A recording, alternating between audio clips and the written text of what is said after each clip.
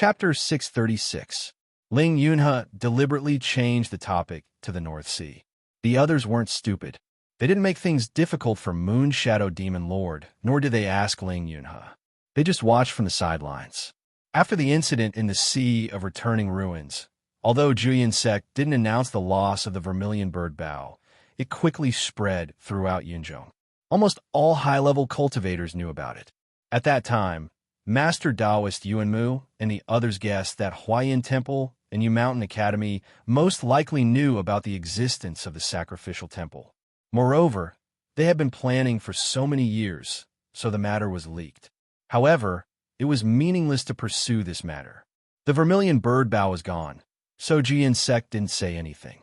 However, the Vermilion Bird Sacrificial Temple, the Divine Beast Bow, and the Psychic Magic Weapon had left a deep impression on many nascent soul cultivators, making them restless. Therefore, when they heard that there might be a sacrificial temple here, some of them came. They were not afraid that this was fake.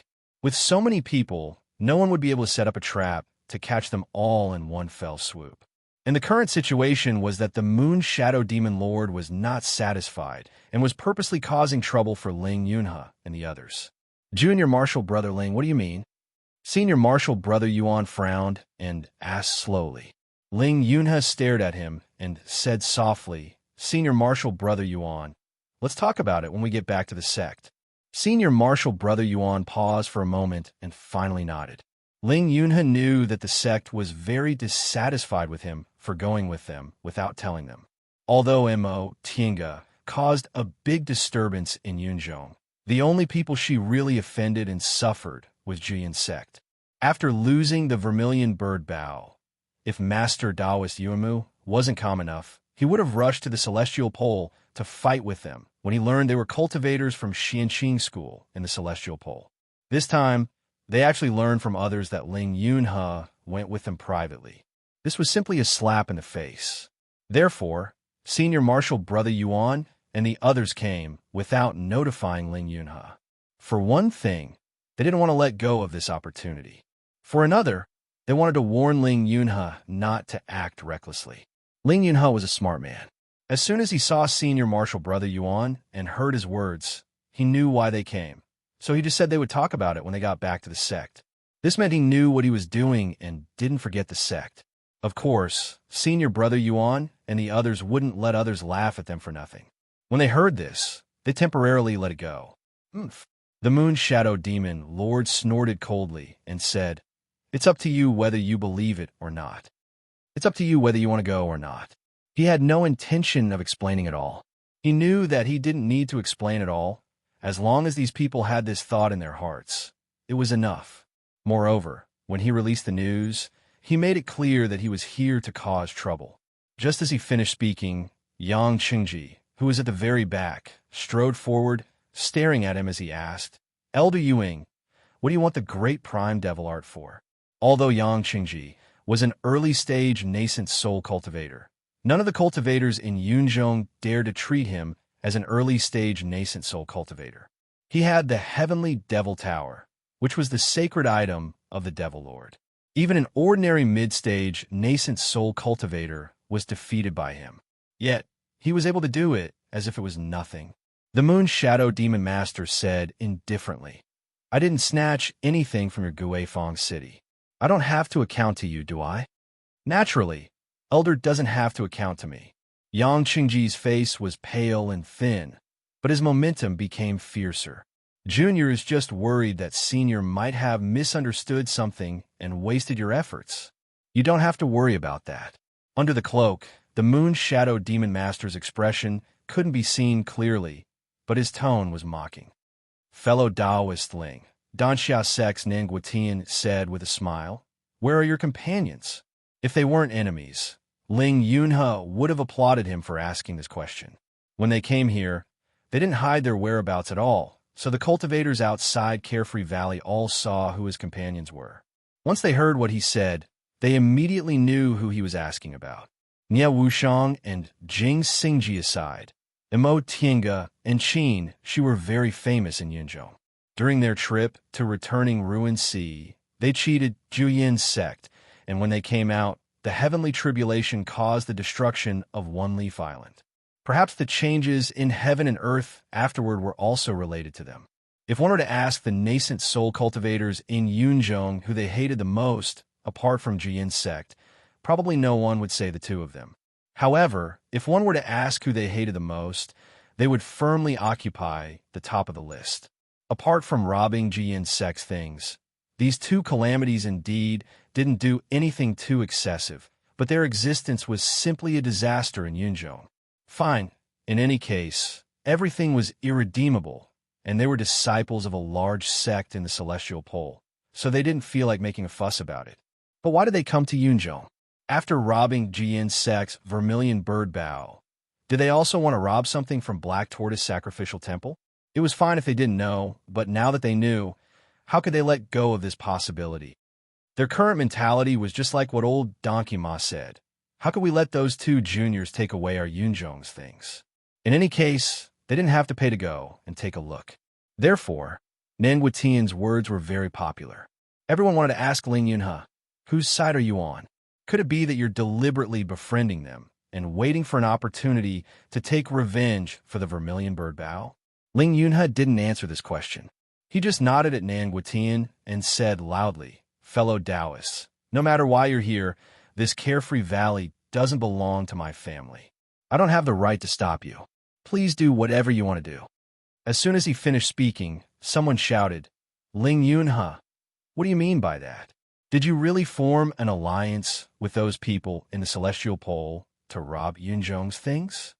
Ling Yunhe's eyes turned cold as he looked directly at that cultivator. This was a devil cultivator with a rather unfamiliar face. His cultivation level was also average, as if he had just advanced. However, his expression was arrogant, and he really didn't look like an ordinary devil cultivator. For him to suddenly ask such a question at this time and place, it was unknown whether someone had instructed him to do so. He put on a fake smile and said, "I've said before that I'm here on someone's request to settle a karma.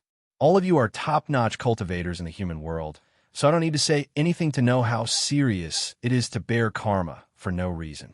What celestial pole, Yunzhong? I'm too small to bear such a big hat.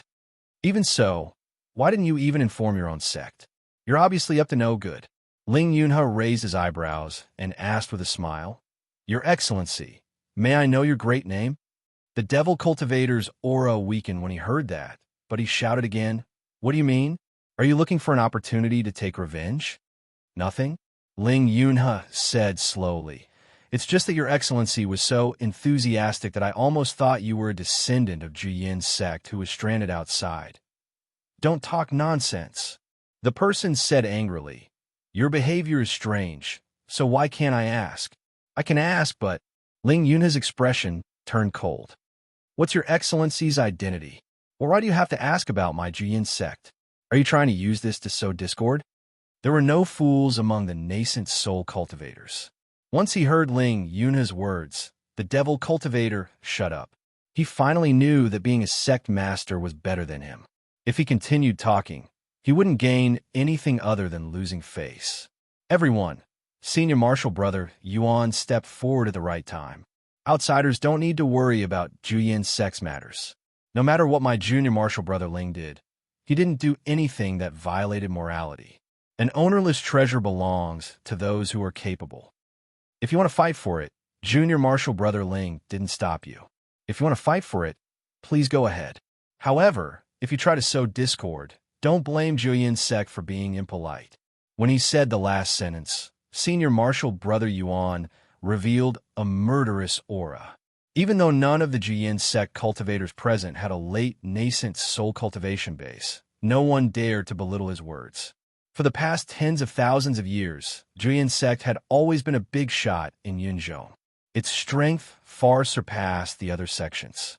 Putting everything else aside, perfected Yuanmu was still holding the fort in the sect. Hee.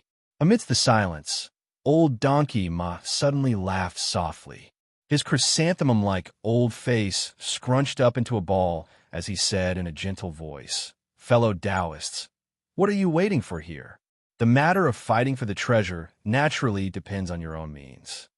The atmosphere relaxed. Supremacy, Su Xiang's loud voice rang out as well. That's right. So much nonsense and a waste of time. If you want to leave, leave quickly. This time, the late nascent soul cultivators who came were only Demon Lord Yuing, Demon Lord Night Frost, Old Donkey Ma, and Supremacy Su Xiang. This time, it was different from the Sea of Returning Ruins. It was only Demon Lord Yu Ying's one-sided statement. It was already good enough that so many late nascent soul cultivators came. Yu Mountain Academy and Huayin Temple only sent Han Shiji and Jiawu. More than 50 years had passed since the Sea of Returning Ruins. With the power of the Holy Relic and the harvest from the Sea of Returning Ruins, the 5 people who were recognized by the Holy Relic entered the nascent soul realm one after another. First, it was Han Shiji and Ling Yunhe. Then it was Mo Tiange and Yang Qingji. Jiwu's cultivation level was slightly lower, but not long ago he also successfully advanced to the nascent soul realm. The age at which they advanced to the nascent soul realm was astonishing. Aside from Han Shiji, who was slightly older, the others were all less than 300 years old. In the past, this could be considered shocking. Their strength was also astonishing. Aside from Wu Ming Lu, the other 4 were all top-grade magic weapons. Yang Qingji easily defeated a middle-stage nascent soul cultivator with the help of Heavenly Devil Tower was a good example. As for Han Shiji, although Wu Ming Lu wasn't originally a magic weapon, his cultivation technique was more useful than a magic weapon. In addition, he had an extraordinary comprehension ability and was a first-class genius among Confucian cultivators. After Wu Ming Lu turned into his own, his progress was astonishing. He was only one step away from advancing to the middle stage. Wu Ming Lu was also refined into a magic weapon by him, which was no different from other holy relic. Old Yu, let's go. Supremacy Su Xiang urged impatiently. Demon Lord Yuing was very unhappy that his name was called Old Yu. What does it have to do with me? I didn't invite you here. Oh, why are you so petty? No matter what, we've been friends for more than 1,000 years. Leaving aside the messy entanglement, Senior Marshal Brother Yuan whispered to Ling Yunhe, Junior Marshal Brother Ling, aren't you coming with us? Ling Yunhe replied apologetically, Senior Marshal Brother Yuan, I'm sorry. What I said just now was the truth. After I settle this karma, I'll return to the sect and explain everything to you. Senior Marshal Brother Yuan nodded and didn't say anything else. Be careful. Right after he said that, he led the other Jiyin sect cultivators and left with Demon Lord Yuing. Ling Yunhe stood there for a while before he turned around and left alone. Chapter 637. Ling Yunhe restrained his breath and hid his tracks, then walked through the rubble. There were so many people here, and some of them wanted to use him to find Mo Tiange and the others. He had to be careful and get rid of the people following him. The cloud-soaring crane weaved left and right, moving forward and backward. The terrain of the Carefree Valley was complicated, coupled with the fact that the cloud-soaring crane deliberately hid its tracks. It did not take long to shake off the people who were secretly following it. Just as he was about to leave, he suddenly felt a breath approaching, and someone said, Fellow Taoist Ling, wait. He was familiar with this voice. Ling Yunhe turned around in surprise and saw Yang Qingji coming out of the rubble. Yang Qingji took some time to find Ling Yunhe's position and slowly walked toward him, his face still expressionless. Fellow Taoist Yang? Ling Yunhe frowned slightly. Yang Qingji nodded. Fellow Taoist Ling, are you going to meet with fellow Taoist Tianqian and fellow Taoist Mo? Ling Yunhe didn't need to hide this, so he said, yes. What can I do for you, fellow Taoist Yang? Take me there, Yang Qingji said. Ling Yunhe was stunned.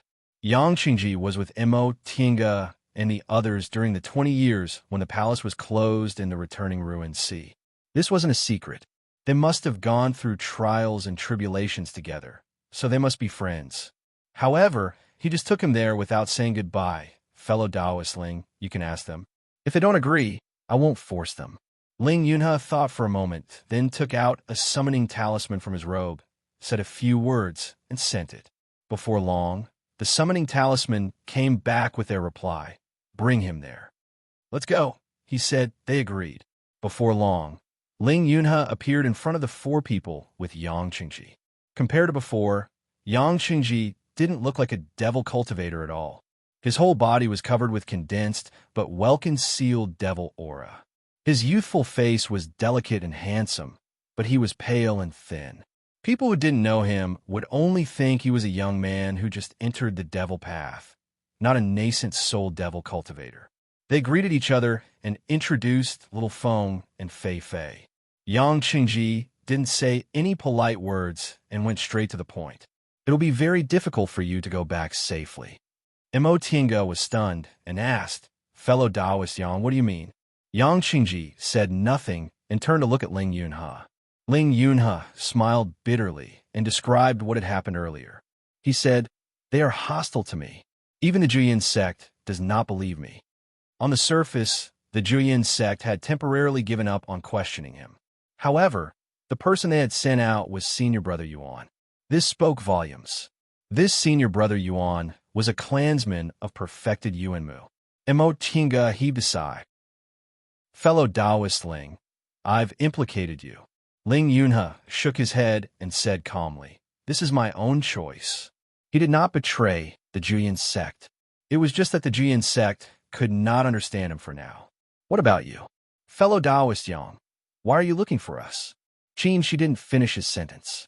The corners of Yang Qingji's mouth curled up, and it looked like he was smiling. Since I came to find you, I'm naturally on your side. Everyone was stunned when they heard this. Although the five of them were quite strong when they teamed up, they were nothing in front of so many nascent soul cultivators. Yang Qingji actually wanted to join them under such circumstances? Compared to them, I trust you more. Yang Qingji said, in more than 20 years in the sea of returning ruins, I was the weakest, but I was able to escape safely. I can see that you are all people who keep your word. If not, I wouldn't have come to join in the fun. Then what does fellow Taoist Yang want? She asked again. Yang Qingji's gaze fell on Nie Wushang. I want to know where the primordial devil great technique came from. Nie Wushang's eyes moved, but she didn't say anything. She could see that Yang Qingji was very insistent. The five of them simply expressed their opinions. Jing Xingji and she reserved their opinions, while Mo Tiange, Nie Wushang, and Ling Yunhe agreed and accepted Yang Qingji into their group. Fellow Taoist Yang, there's something I have to tell you first. The primordial devil stone tablet in the Black Tortoise Temple is probably the one in Wushang's hand. If you want to use it to search for the origin of the primordial devil great technique, you might as well exchange research with Wushang. If you go to the Black Tortoise Temple, you might return empty-handed, Mo Tiange said seriously. Yang Qingji's expression didn't change. If that's the case, I won't ask for much. Just like that, a new alliance was formed. Everyone laid out the situation and talked about it. Among these cultivators, Devil Monarch Night Frost is old friends with us, and there's nothing in the temple that interests him, so he'll probably give us face. As for Wushang, he's not the type to argue.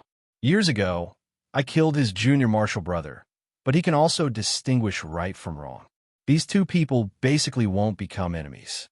Devil Monarch Moon Shadow and Han Shiji. Needless to say, they have a grudge against us, so they probably won't let it go easily. As for Nanguitian and Old Donkey Ma, they're all opportunists. It's fine if there's no conflict of interest, but if there's a conflict of interest, they probably won't hesitate to turn hostile. Mo Tiange counted with her fingers according to the list Ling Yunhe gave her. No matter how she counted, most of them were enemies. Yang Qingji's expression was still cold. It's already not bad. In the past few decades, your cultivation levels have improved greatly. With the six of us working together, unless two or more late-stage nascent soul cultivators join hands, the others won't be a problem. Yang Qingji appeared very confident. He believed that with his strength and the heavenly devil tower, he could suppress ordinary middle-stage nascent soul cultivators.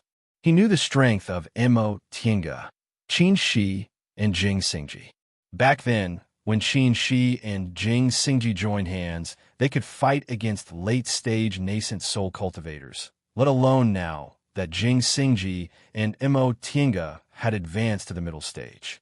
As for Nie Wuxiang, although this was the first time they met after she formed her nascent soul, he knew how powerful the primordial devil great technique was. There was also Ling Yunhe. He was a genius disciple of Zhuyin's sect, and he also had the soul-restricting bead. If he went all out, he wouldn't be much weaker than Mo Tiange. If they couldn't take the initiative among these nascent soul cultivators with such a lineup, how could they have the face to say they were better than ordinary cultivators? There's still us, Fei Fei said lazily on the side. Yang Chengji automatically ignored him. Xiaofeng was an 8th-rank demonic beast cultivator with a noble bloodline, so she could be of help.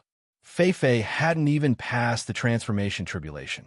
When the time came, Mo Tiange had to put him into his spiritual beast bag. The few of them thought about it a few more times before they set out again. As before, Fei Fei transformed into his original form. While leading the way, he told them what he saw back then. There's nothing much to say about that sacrificial temple. However, the surrounding terrain is a bit special, so we might need to spend some effort. What terrain? Jing Xingji asked. Fei Fei didn't feel like explaining, so he said in a very bad tone, "You'll know when we get there? Why are you talking so much nonsense?" That tone made Jing Xingji's hands itch. You really don't know what a spiritual beast's duty is. As a spiritual beast, you have to talk to humans in a respectful and courteous tone, understand? Fei Fei paused for a moment, then directly lifted one of his hind legs and made a puppy shushing gesture to show his disdain.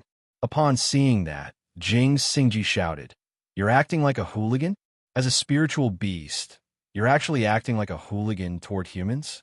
Not to mention that there's a woman here. There's even a mother beast here. Don't you feel embarrassed?" Ahem. Xiaofeng cupped her hands and stood far away to show that it had nothing to do with her. Please, even if she was a female, she was a bird and Fei Fei was a beast. They were different races, all right? Besides, she could even be Fei Fei's grandmother. After walking for a while, Fei Fei suddenly stopped and sniffed with his nose. Then he whimpered as if he was calling for something. Roar, roar. As soon as his voice fell, other sounds rang out in the surroundings. Fei Fei whimpered again, and this sound also followed suit. The two beasts sang the same tune.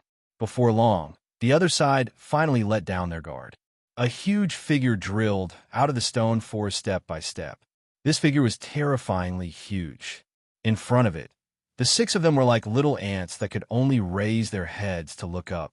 A 3-headed ape. Among the people present, 4 of them had seen this 3-headed ape with their own eyes in the past. 3 energies intertwined on its body, making it impervious to swords and spears and difficult to use magic to invade. Sure to, Fei Fei raised his head and shouted. The 3-headed ape stopped in front of them and stared at Fei Fei with his huge eyes for a while. Then he stretched out his palm and placed it in front of Fei Fei. Fei Fei leaped up and was lifted onto the shoulder by the 3-headed ape. Oh! The 3-headed ape blinked its eyes and tilted its head to look at Fei Fei on its shoulder. Fei Fei had this kind of magical ability. No matter what kind of ferocious beast it was, it wouldn't be hostile to it. The two beasts rubbed each other's heads affectionately and conversed in the beast's language for a while before Fei Fei finally turned around. He said, "Let's go. Sure to, take us there." The first time they came to Carefree Valley, it was Sure to who took Fei Fei there. Otherwise, they wouldn't have discovered that a sacrificial temple was hidden here. As if it understood, Sure to raised its head and shouted a few times, then led the group through the rubble. Only those who had been inside knew how chaotic the terrain of Carefree Valley was. Sometimes it was spiritual aura, sometimes it was devil aura, and sometimes it was filthy aura. Sure to didn't care in the slightest. It was a monster born from the mixture of 3 auras, so no matter which aura it was, it wouldn't affect it. Moreover, these auras were nothing to a nascent soul cultivator. For a while, they moved forward very fast. Before long, they drilled into a certain cave. The group of people walked through the pitch-black cave. Mo Tiange took out the heaven and earth fan and used the mother moonstone on the fan pendant to illuminate the cave. Soon, the scene in the cave began to change. Chunks of ice emerged from the soil. At first, they were only small fragments, but as they went deeper and deeper, more and more of them appeared until their surroundings were covered by ice walls. It was as if they had walked into a world of ice and snow. So beautiful. Little Foam couldn't help but praise as she looked at the sparkling icicles around them and the jade-like ice walls. After passing through one ice cave after another, they gradually heard the sound of running water, and a meandering stream slowly appeared under their feet. The stream grew bigger and bigger. In the end, they stood in front of a huge underground river. Listening to the sound of running water and watching the turbulent waves, the 6 people were a bit dumbfounded. There's a river here. In fact, there was nothing wrong with having a river. What was strange was that this river gathered 3 auras, among which the dead aura was the strongest. How do we go? Tinga asked. With their cultivation levels, they could walk directly, but this would consume a lot of spiritual aura. Moreover, if they were careless and got entangled by the dead aura, it would be very troublesome. Roar! Roar! The 3-headed ape raised its head and roared. Feifei said, "Sure to, carry us there." The 3-headed ape casually knocked a huge piece of floating ice from the ice wall and threw it into the river. The 6 people and 1 beast watched for a while. Feifei, who was crouching on the 3-headed ape's shoulder, said impatiently, "Let's go." After hesitating for a moment, everyone clenched their teeth and jumped onto the floating ice. The 3-headed ape pushed the floating ice and stepped into the river. Chapter 638. The situation of this underground river was more complicated than that of Carefree Valley. In Carefree Valley, the 3 auras were scattered. Even if they were mixed together, they were as distinct as the light of the 3 auras in the stone forest. However, the 3 auras in the river were mixed into a strange state as if they had become something else. It was similar to the aura of death, but it was more complicated. It was dark and strange, making people's hair stand on end. Without Sure-To, the 6 of them could also cross the river, but they would inevitably be entangled by this strange aura. Now, Sure-To was pushing the ice flow. If the 3 auras entangled them, they would be swept away first.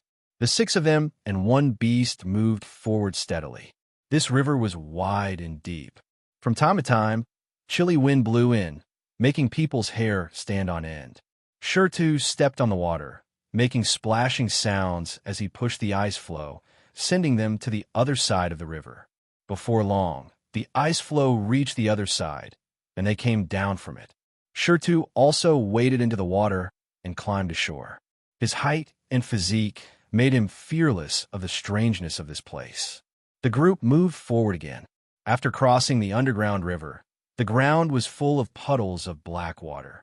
They walked back and forth as if they were walking on a riverbank. After walking for a while, Feifei suddenly said, "There are ghost cultivators in front of us. Get ready to fight." Tiango was stunned. "Ghost cultivators?" Feifei said, "This seems to be a mass grave with many corpses buried here. So ghost cultivators appeared. Probably because of the chaotic aura here. These ghost cultivators have no spiritual wisdom and only focus on killing. Sure-To and I aren't affected, but you guys can't." As they spoke, they all felt the aura of ghost cultivators. No wonder this place is dominated by the aura of death. There are ghost cultivators here. How strong are they? Ling Yuna asked. He always paid attention to the most practical questions. 5th, 6th, 7th rank? Probably, Feifei said irresponsibly. The important thing isn't their strength, but their numbers. A lot. If they're not strong enough, it's useless no matter how many there are, right? As they thought about this, the 6 of them were already standing in front of Fisher. After a long time, Tinga finally said one word. "So many? I've told you many times already." Feifei was carefree as he sat on Stone's shoulder, wagging his tail.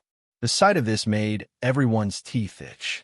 He couldn't see the end of the ravine in front of him, and the ravine was filled with ghost cultivators that were like walking corpses that floated around like ghosts. The strength of these ghost cultivators was evenly distributed, ranging from low level to high level. At first glance, there were at least dozens of them who were above the nascent soul realm. "Kill them," Emotinga said. "That's the only way."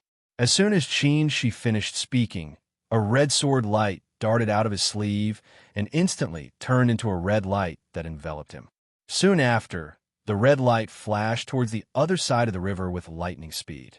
After entering the range of the canyon, the ghostly cultivators who were swimming at the bottom of the river suddenly sprang up like cats that had smelled blood. The eyes of these ghost cultivators were dull, but their movements were agile. Regardless of their cultivation level, as long as they sensed Qin Shi, they would all rush towards him. For a moment, ghostly shadows danced chaotically, and chilly winds blew. The three young real fire swords, sword light, moved forward with an indomitable will. All the ghosts that got close to it were killed by the vermilion bird's flames. Jing Xingji exclaimed, "This guy's strength has increased again. I have to work harder, or I still can't beat him." Emotinga shook her head.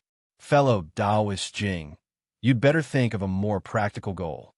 "You're looking down on me," Jing Xingji said with grief and indignation. "Not bad, I can tell."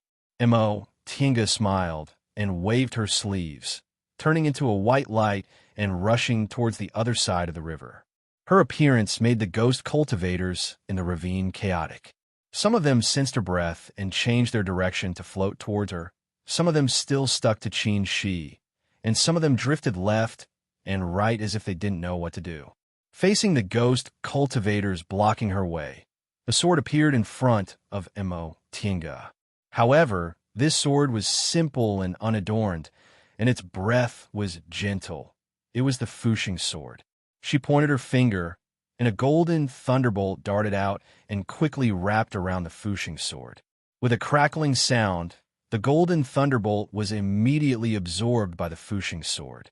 The momentum of the Fuxing sword suddenly changed, and its killing, intense sword. The Fuxing sword covered by the golden thunderbolt was invincible. As long as the ghost cultivators got close to it, they would be turned into ashes by the thunder of heavenly tribulation. The others were speechless. Jing Xingji widened his eyes and said, "Are you kidding me? Could it be that I can't win against Qin Shojing, and now I can't even win against his wife? Get over it." Niao Wushang patted him on the shoulder. "Most things in life don't go your way." As she spoke, she turned into a black cloud and slowly floated away. Jing Xingji shouted from behind her, "Hey, what's with that sympathetic tone of yours?" No one answered him. After Niao Wushang, Ling Yunhe, Yang Qingji, and Little Feng all rushed to the other side of the river. Even the rocks swayed and floated forward. Jing Xingji had no choice but to swing his sword and also fly out. Niao Wushang's black cloud was completely different from Master Songfeng's. Master Songfeng's was ruthless and full of dark aura, while hers was very gentle but had a stronger corrosive ability. Any ghost cultivator who chased after her was surrounded by her black cloud and slowly corroded until nothing was left. It was the same primordial devil great technique, but Yang Qingji's situation was completely different. He waved the ghost-faced banner in his hand, and a surge of devil aura lingered around his body, sweeping away all the ghost cultivators who approached him. Meanwhile, an exquisite pagoda floated above his head, emitting a dark but powerful aura. Under this aura, even nascent soul ghost cultivators were suppressed to the point of being unable to move. Heavenly Devil Pagoda was worthy of being the top magic weapon left behind by the most powerful devil cultivator in Yunzhong's history, a figure who was revered as the Devil Venerable. Ling Yunhe followed closely behind. At this time and place, facing so many ghost cultivators, Ling Yunhe didn't dare to hold back his strength. The moonlight sprinkled down, and all the ghost cultivators within its range screamed and disappeared. Compared to Heavenly Devil Pagoda, the soul-restraining bead was much more restrained. After being summoned by Ling Yunhe, it just floated in front of him, releasing a warm and stable light. However, under this light, the dead aura didn't invade, making Ling Yunhe calm and composed. Behind Ling Yunhe, Little Feng let out a cry and showed her true form. Her whole body was burning with flames, and her long-tail feathers were gorgeous and dazzling. All the ghost cultivators who approached her were burned to ashes by the vermilion bird flames on her body. Jing Xingji, who wasn't far away from her, exclaimed, "Divine bird phoenix? Could it be a fated chance obtained in the vermilion bird sacrificial temple? Qin Shoujing, this guy, how can he be so lucky?" The ghost cultivators swarmed over like a swarm of bees. In an instant, Jing Xingji's aura changed greatly. Countless light swords circled around him, and the sword lights flickered with threatening sharpness. The ghost cultivators came head-on, and the light swords rose from the ground and slashed at them with the force of 1,000 caddies. Chi, chi, chi. Compared to the imposing manner, the commotion was much smaller. The light sword slashed down these ghostly cultivators with ease and dexterity. Meanwhile, Stone and Fei Fei, who were far away from them, were extremely leisurely. No ghost cultivators came to find trouble with them. Stone was originally a monster with 3 chis intertwined, so he was like a fish in water in this place. Fei Fei, on the other hand, was blessed by nature. These ghost cultivators instinctively treated it as a harmless existence. The 6 people and 1 beast used all kinds of methods to kill their way into the canyon. For a moment, ghost shadows danced around and the dead aura surged. Gradually, the low-level ghost cultivators were all killed, and only ghost cultivators of nascent soul and above were left. She didn't count them just now, but now that she took a look, the number of nascent soul ghost cultivators in this canyon actually reached more than 100. Mo Tiange couldn't help but exclaim in surprise when she thought about how the ghost city in Windy Sand City in the far west also had more than 100 ghost cultivators. Are ghost cultivators' nascent souls so worthless? Why do they have nascent souls so easily? Qin Shi, who wasn't far from her, said while fighting the ghost cultivators, "Why don't you take a look at how many there are and how long they've been here? If human cultivators don't have a limited lifespan, there will be countless nascent souls." Mo Tiange couldn't help but nod when she heard what he said. On the path of human cultivators to the nascent soul realm, countless people had fallen in the middle. Whether it was aptitude, comprehension, temperament, fated chances, or luck, countless cultivators had fallen in front of every hurdle. In addition to all of these, there was also lifespan.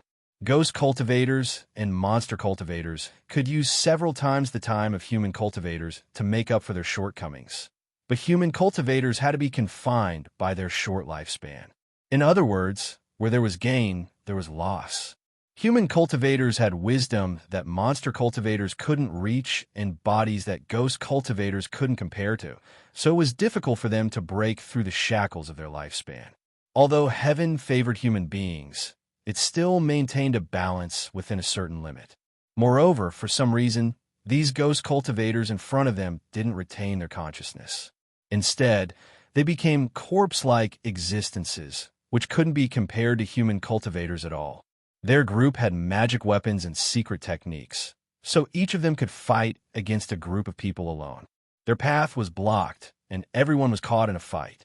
They unanimously chose to move closer to the others. They weren't here to kill ghost cultivators, so it was proper for them to stick together and go straight to Qin Shi. Little Feng was the fastest.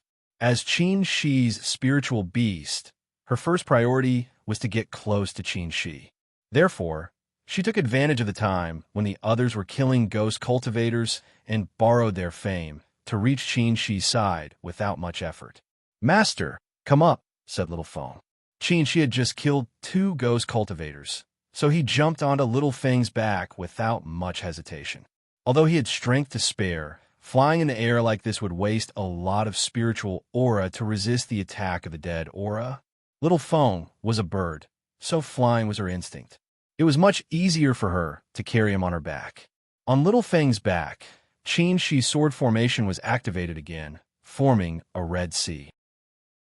Little Feng cooperated with him and spat out the vermilion bird's flames, which burned the dead aura around them. Tinga, Qin, she shouted and reached out his hand to her. Mo Tinga looked up and summoned the puppet. She gave the Fuxing sword to the puppet, took Qin Shi's hand, and got on Little Feng's back. The Fuxing sword also contained her golden lightning. Although the puppet didn't have spiritual intelligence, it was the easiest to command. Mo Tinga let it guard Little Feng and cooperate with Little Feng's vermilion bird's flames to release lightning from time to time. The ghost cultivators around them couldn't get close to them, so they didn't need to do anything. You two are opportunistic. Jing Xingji accused them as everyone gathered. Which one of them didn't try their best to kill the enemy? The two of them, on the other hand, sat on the back of their spiritual beasts and let the spiritual beasts and the puppets kill each other. They didn't even need to do anything. Fellow Taoist Jing, Mo Tinga waved the heaven and earth fan and said, "Wise men use their mouths, but fools use their fists. You have to accept your fate." Before Jing Xingji could speak, Nia Wushang, who was leaning towards them, narrowed her eyes. "You mean we're all fools?" Chapter 639. Half a day had passed by the time they crossed the canyon. Although the strength of these ghost cultivators wasn't great, they had the advantage in numbers.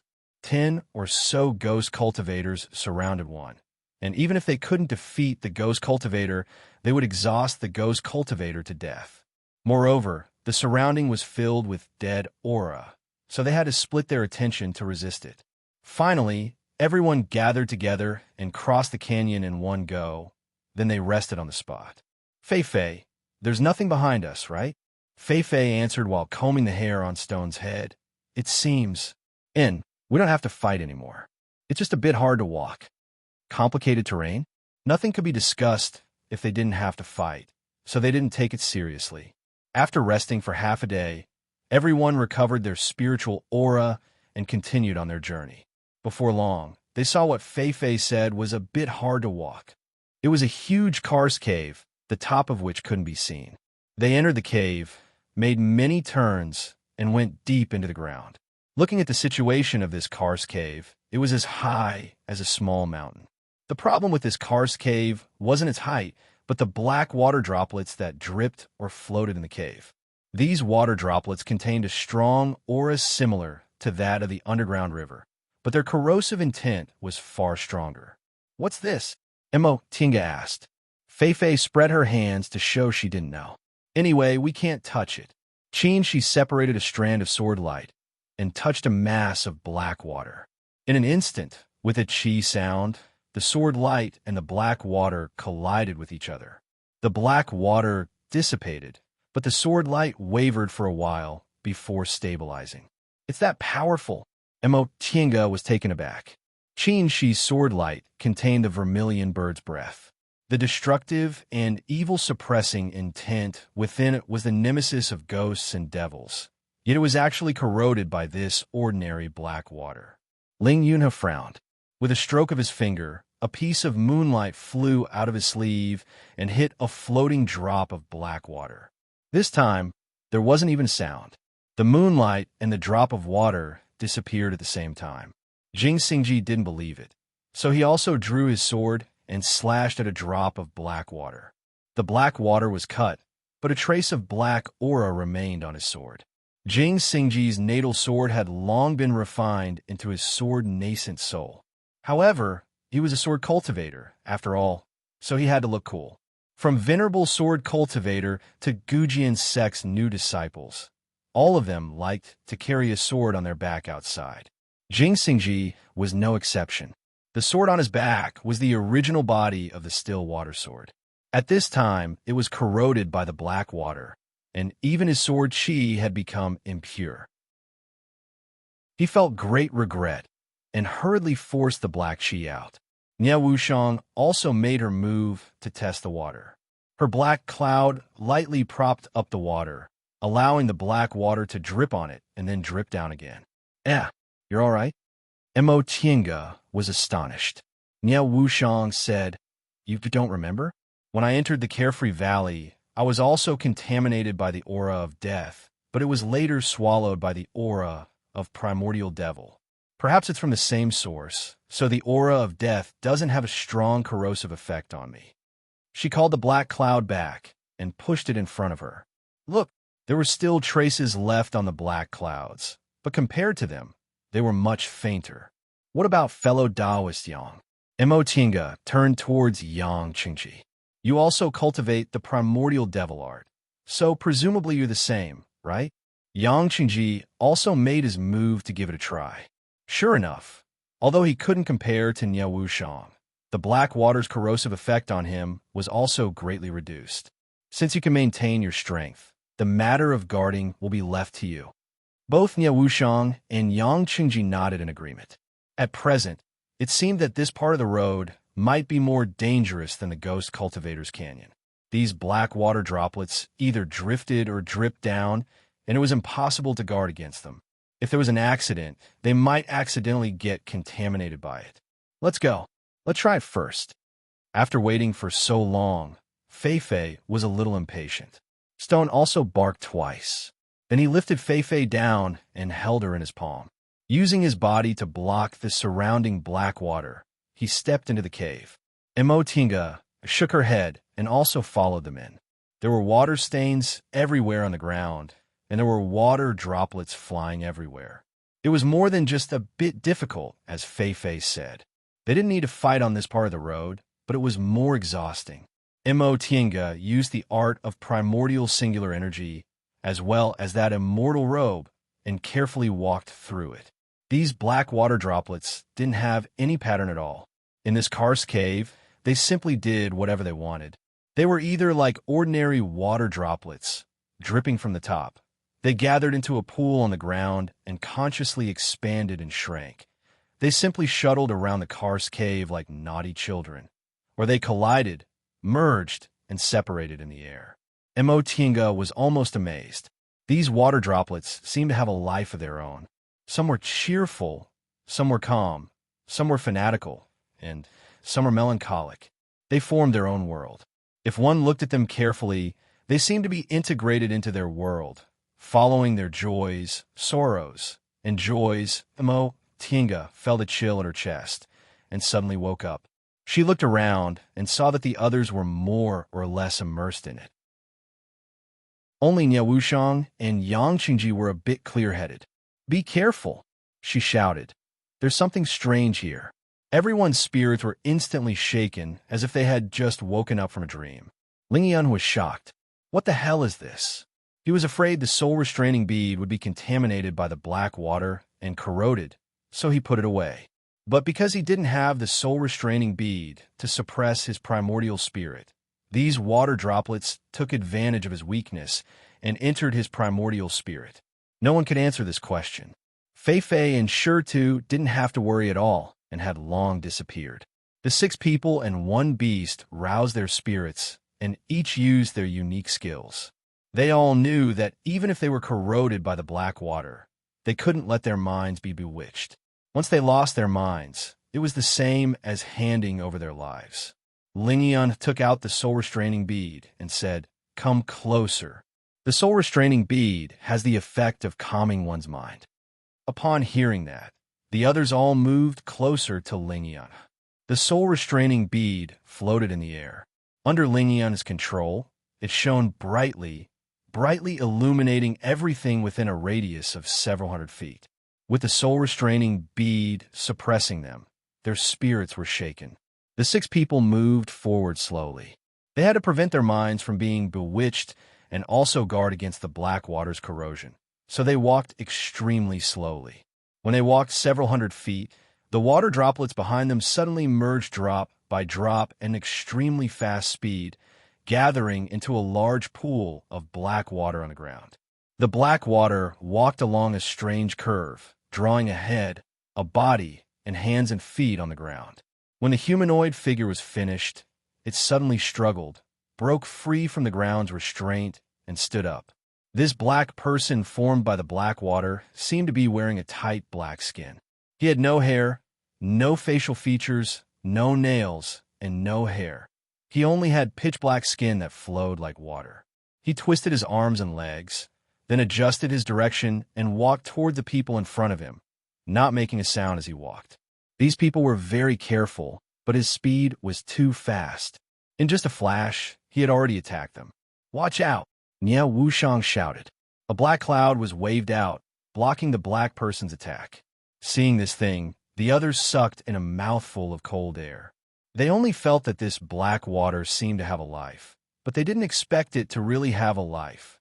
This person formed by the black water didn't have the slightest pressure from head to toe.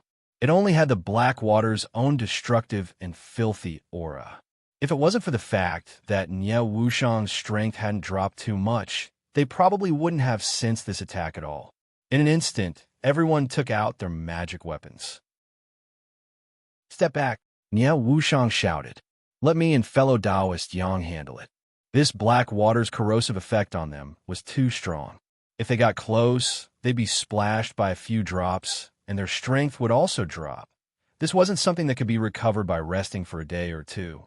Without the slightest hesitation, Imo, Tiange, and the others retreated several steps. Yang Qingji also didn't hesitate.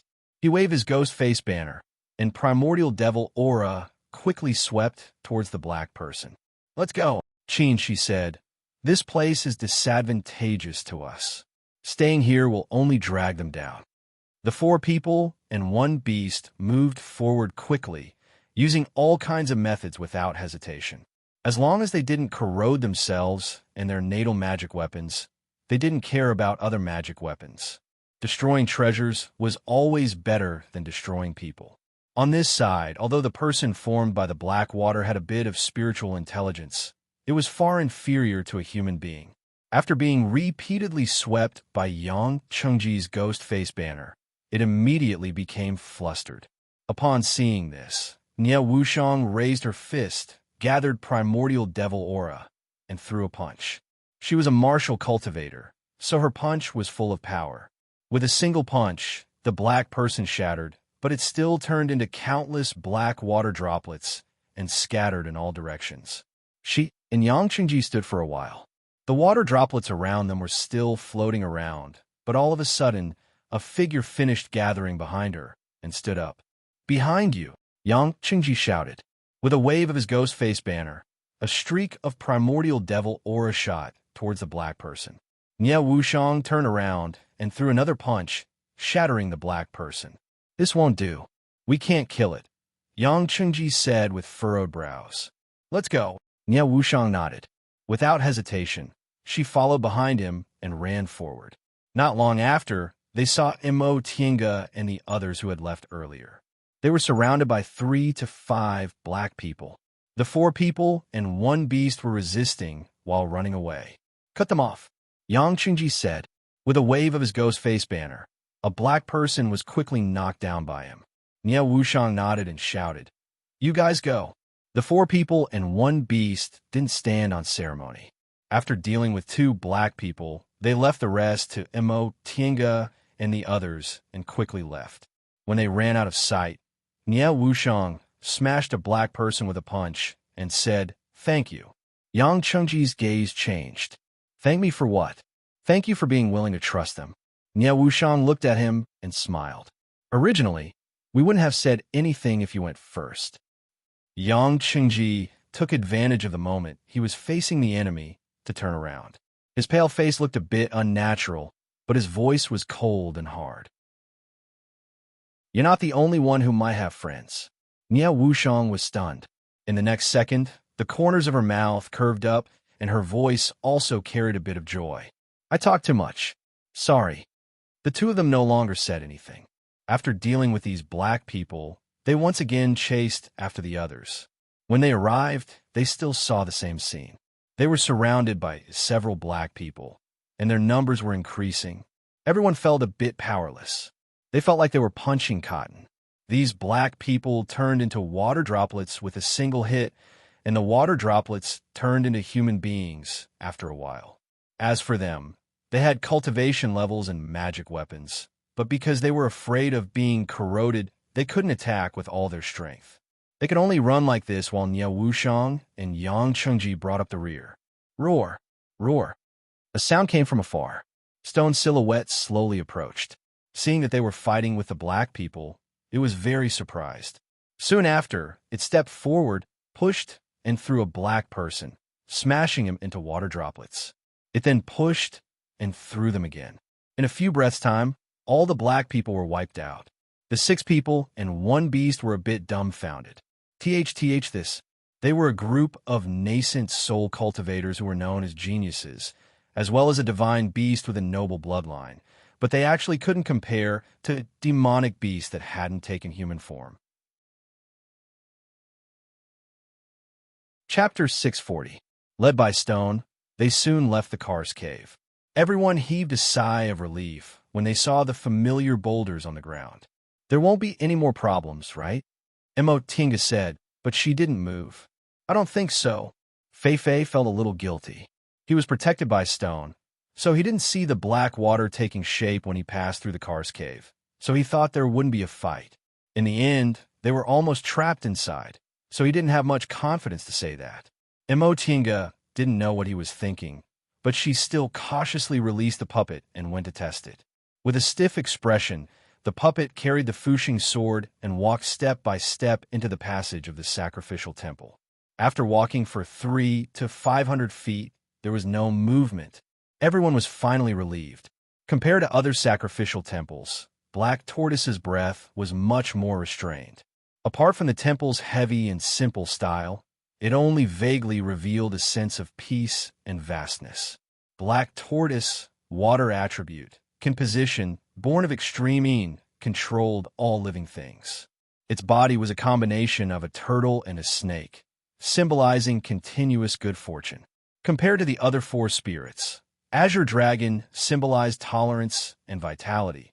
Vermilion Bird represented enthusiasm and vitality. White Tiger represented killing and violence. And Black Tortoise represented integration and good fortune. Its breath wasn't strong because water was everywhere in the world, but it hid in all things. Its breath also wasn't fierce because water's characteristic was to nourish all things. However, this Black Tortoise temple was different from other sacrificial temples. Its Black Tortoise's breath wasn't so pure. How could this be? She was the first to notice something was wrong. Although Tinga, Jing Xingji, and Fei inherited the divine beast breath, they couldn't use it as well as he did. He was the only one who completely integrated the Vermilion Bird's breath with his body, so he could feel the divine beast's breath more directly. The characteristic of the divine beast's breath was that it was superior to all breaths existing in the current cultivation world, so it was the purest. However, although Black Tortoise Temple was also vast and sacred, it seemed to have a trace of impurities. What's wrong? Jing Xingji asked blankly. Don't you think Black Tortoise's breath isn't pure? She cast a sidelong glance at him. They didn't have a deep friendship before, so he didn't think so. Now that Jing Xingji stopped pretending in front of him, she finally realized that this guy was smart, but he didn't like to use his brain in front of them. Now that he thought about it, for a person like Jing Xingji, how could he act like this if he didn't completely trust him? Thinking back, although he felt that Jing Xingji was a trustworthy person, he didn't like his behavior and manner. He didn't expect that after several hundred years, his cultivation level would rise higher and higher. Among his old friends, only Jing Xingji would reach Yuanying. Thinking up to this point, she calmed down a bit. Black Tortoise Temple is obviously different from other sacrificial temples. Although there was also a ghost city beside the White Tiger, there wasn't any ghost chi seeping out, so it wasn't affected. Although the Vermilion Bird had devil chi, it belonged to the Prime Devil Stone Steel. The Vermilion Bird's aura and Prime Devil chi didn't interfere with each other. As for the Black Tortoise, it's obvious that he's been affected by other auras. Why did this happen? Jing Xingji continued to ask. She paused for a moment, trying his best to smooth the blue veins on his forehead. However, his tone revealed his emotions. Please use your brain. I'm not your father. Everyone, Jing Xingji said, at our age, it'd be too difficult for you to be my father. You might be able to be my father-in-law. Everyone, stop talking nonsense. Let's go. Nie Wushang took the lead, and stepped into the sacrificial temple. Mo Tinga followed closely behind her. When she passed by Jing Xingji, she stopped and looked him up and down like she was looking at her son-in-law. He looks okay, but he's a bit old. Jing Xingji grinned mischievously. Being old has its advantages. Mother-in-law, when will my fiancé be born? Asterisk, asterisk, asterisk. The Black Tortoise Temple was also made of neatly arranged boulders, but the color of the Black Tortoise Temple was darker and carried a cool aura. Moreover, this cool aura was mixed with a lot of indescribable auras. Mo Tinga wrinkled her brows. How long have these ghost cultivators been here? They've actually corroded the Black Tortoise's aura. At least more than 100,000 years, right? Nie Wushang said, Carefree Valley is an ancient relic. So many corpses could only have been buried here before the collapse of the Middle Ages era. Ling Yunhe agreed. Correct. Carefree Valley was a paradise in the Middle Ages era, so I'm guessing it was either sealed during the Middle Ages era or it was destroyed at the end of the Middle Ages era. So these people all died in the canyon. Over 100,000 years, countless corpses and the dead aura gathered in the canyon, gradually turning it into a world of ghost cultivators. Due to the change of the world and the collapse of the space, the former paradise was polluted by the filthy aura. These ghost cultivators lost their spiritual intelligence and became zombie-like existences. The fusion of many auras turned into a new kind of aura, which gradually eroded the Black Tortoise Temple here. After a long time, the Black Tortoise Temple became what it was today. After walking through the wide stone path, they saw a heavy stone door engraved with black totems and densely packed ancient murals, looking solemn and distant. They pushed the stone door open, and a strong divine beast's aura rushed into their faces. They saw a tall and spacious hall with thick stone pillars and a silent statue at the end of the hall. A black serpent was coiled on the huge turtle's back, looking down at them with indifferent eyes. Let's go out, Yang Qingji said in a low voice. Nie Wushang nodded.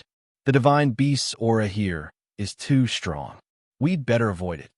Be careful. Mo Tinga looked back and said, Since Demon Lord Moon Shadow knows about the existence of the temple, he probably found his old friends in Starfall City and could come here at any time. The two of them nodded and went out. When they turned around, they saw Ling Yunhe looking pensive. Mo Tinga asked, Fellow Taoist Ling, is there something wrong? Ling Yunhe said, That year, Starfall City was uprooted by Demon Lord Night Frost. Almost no one escaped this disaster. How could fellow Taoist Tianqian and Demon Lord Moon Shadow run into survivors? Mo Tinga's expression was solemn. You mean, he said softly, I'm afraid this is Demon Lord Moon Shadow's trap. As soon as Ling Yunhe finished speaking, Mo Tinga felt something was wrong outside. She cultivated the soul-refining art, so her divine sense was very sharp. Soon, she found someone else had entered the temple. Qin Shi, Jing Xingji, and the others all looked serious. Xiaofeng also frowned.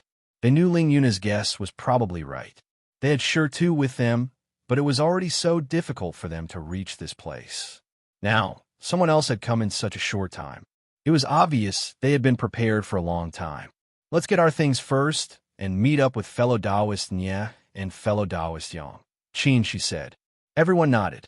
They quickly left the hall and went to the back. Mo Tinga took some time to send a sound-transmitting talisman to Nie Wushang, telling them to come quickly. While following behind Qin Shi, Mo Tinga said in a low voice, Why did Devil Lord Yuing set up this trap? Demon Lord Moon Shadow's actions could be said to have mobilized a lot of people. In addition to him, there were 3 nascent soul cultivators, 7 or 8 nascent soul cultivators, and 20 or 30 early-stage cultivators. Among them, only Nie Wushang and Yang Chengji were devil cultivators, so they might have something he was interested in. If it was just for the 2 of them, why did he need to make such a big scene? Many people made things complicated. What if someone else took it? Hearing her words, Qin, she said, In my opinion, he just took advantage of the situation. Oh, what do you mean? Qin, she said, If we hadn't arrived in time, fellow Taoist, Nye probably wouldn't have been able to escape. Why do you need to set a trap? I'm afraid Demon Lord Moon Shadow only used a fish in Starfall City to test whether she had the primordial devil great technique or not. As for the temple, he just mentioned it casually. Tinga thought about it and nodded. Without the primordial devil stone tablet, the temple wasn't very valuable to devil cultivators. For Demon Lord Moon Shadow, it was only valuable to gain Nie Wushang's trust. She continued, "In the end, we arrived. He couldn't defeat us and knew we were coming to the temple. So he simply spread the news and called a group of nascent soul cultivators to fight with us for the Black Tortoise. Then he dealt with Nie Wushang himself and snatched the primordial devil great technique. There's also Yang Qingji." Qin, she added, "If he confirmed that Nie Wushang practiced the primordial devil great technique, then there's no need to mention Yang Qingji. Their devil auras were similar. If he confirmed one, he could confirm the other." Tinga was stunned and asked, "If that's the case, isn't it the same for him to snatch Yang Qingji?" "It's not the same." Qin, she shook his head with a smile. "Yang Qingji is Guifeng, Devil Lord's disciple, and a master of the Devil Venerable's holy object. Fellow Taoist Ling also said he easily defeated a middle-stage cultivator. Demon Lord Moon Shadow lost a refined corpse, so it's not easy to deal with him. Besides, other people might not know about fellow Taoist Yang's personality, but how could we not? He's watertight. I'm afraid it'll be hard for Demon Lord Moon Shadow to stop him." Tinga couldn't help but laugh when she recalled the dozens of years in the immortal palace in a returning ruined sea. Wasn't Yang Qingji guarding the primordial Devil Stone Cave and not coming out to guard against them? Fellow Taoist Yang, because of his outstanding talent, had been a thorn in the side of his senior martial brothers and sisters since he was a child. His growth was a history of fighting against all kinds of conspiracies, so he was very experienced in dealing with this kind of situation. It was just that this time, the enemy was a bit stronger. However, Demon Lord Moon Shadow didn't expect that Wushang's master wasn't inferior to Guifeng, Devil Lord, and his experience was more complicated than Yang Qingji's. It wasn't easy to catch Wushang. Qin, she smiled. "Yes, otherwise, he wouldn't have waited until we arrived." As they spoke, they went through the last stone door and saw a huge square. Tinga had seen the Azure Dragon sacrificial temple. Inside, it was a complete Azure Dragon skeleton. In the Vermilion Bird sacrificial temple, the Vermilion Bird's remains had been made into the Vermilion Bird bow and enshrined in the sacrificial temple. The White Tiger's sacrificial temple was different. The whole White Tiger was preserved intact, and its body belonged to Fei Fei. The White Tiger Pearl, which gathered the White Tiger's breath, recognized Jing Xingji as its master. Now, in the square of this black tortoise sacrificial temple, there was a glowing blue pearl floating. The water inside the pearl was billowing, as if it contained the whole world. They couldn't be more familiar with this pearl. Aside from the difference in color and breath, it looked exactly the same as the White Tiger Pearl. "This is the Black Tortoise Pearl?" Jing Xingji said. "It should be. Let's quickly subdue it, or it'll fall into someone else's hands." Right after they finished talking, Nie Wushang and Yang Qingji ran over. The two of them were devil cultivators, so they didn't dare to come close. They just stood at the door. Yang Qingji even summoned the Heavenly Devil Tower and turned to face the stone path. Tinga understood what they meant. They wanted to block the people behind them. Tinga didn't have time to be moved. She summoned Xiaofan and said, "The Black Tortoise's attribute is water. I reckon you'll have to practice a water attribute cultivation technique to be able to trigger the Black Tortoise's breath and make it recognize you as its master. However, this is only my personal opinion. We can try it together." Ling Yunhe nodded. "That's natural. The opportunity belongs to everyone." Jing Xingji said, "I only have metal spiritual roots, so I probably won't be able to do it. Besides, I already have the White Tiger's breath, so I won't fight with you guys." Right after he said that, he retreated and went to guard the door with Yang Qingji and Nie Wushang. Qin, she also shook his head and said, "I also don't have water spiritual roots. You guys can do it." There was no need to mention Xiaofeng. She was now a genuine descendant of a divine beast. So how could she possibly inherit another divine beast breath? In the end, only Imo, Tiange, Ling Yunhe, and Xiaofan, who was released from the spiritual beast bracelet, remained. Fellow Taoist Ling, Imo, Tiange said with a smile, I also have water spiritual roots, so I have to fight with you.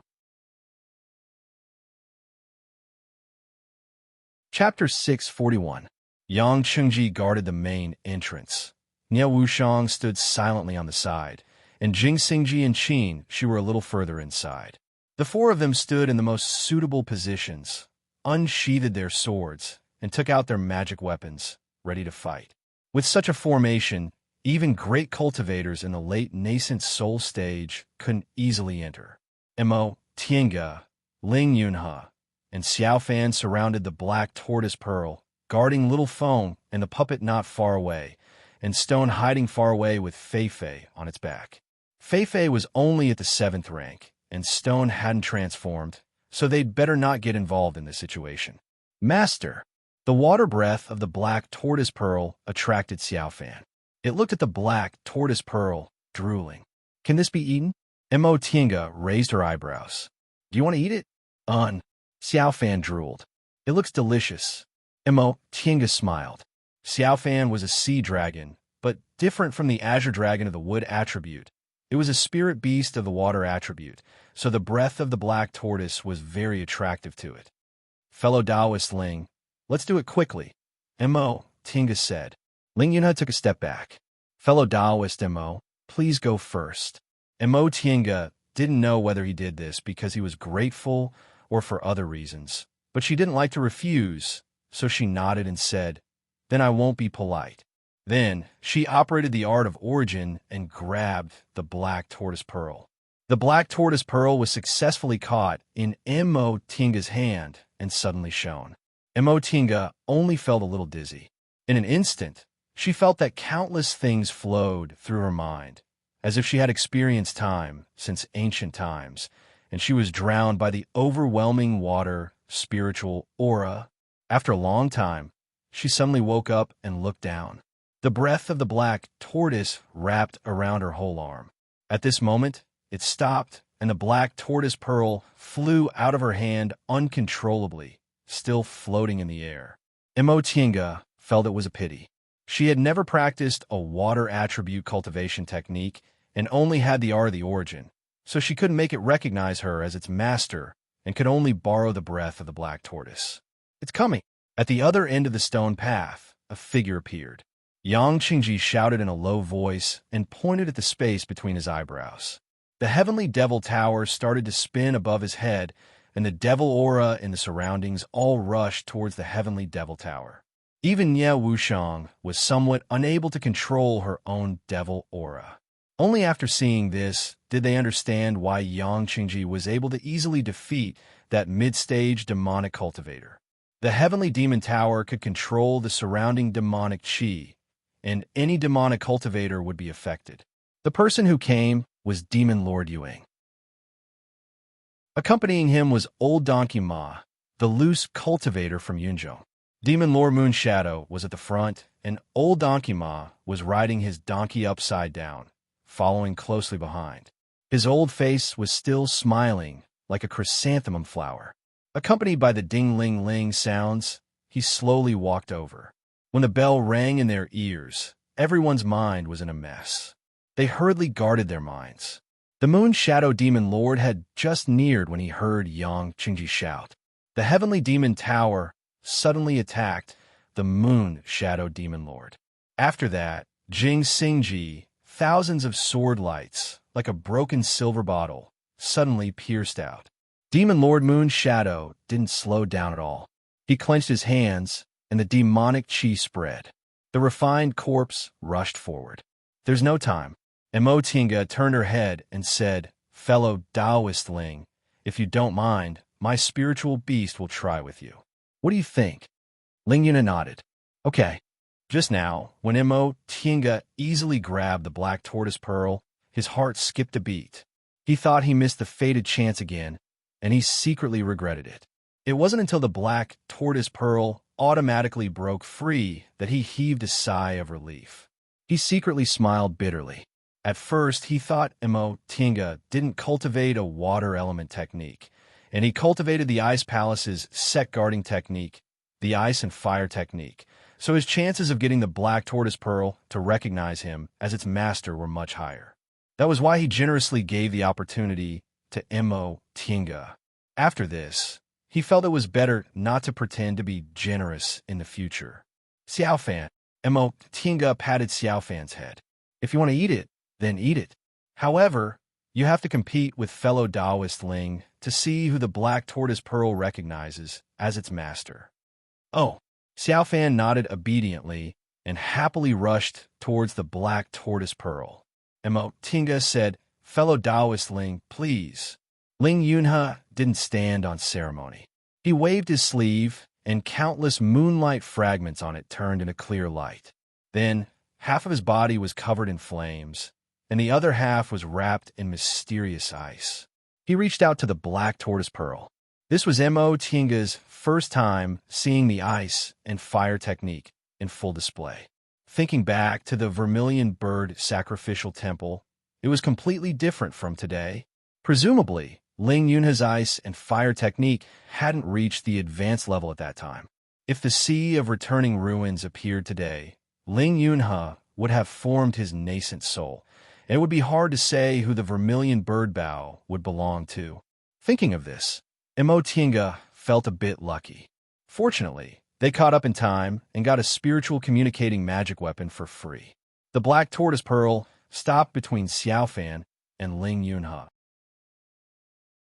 The mysterious ice formed by the ice and fire technique was clear and pure, and the water element's spiritual aura on Xiaofan's body was incomparably abundant.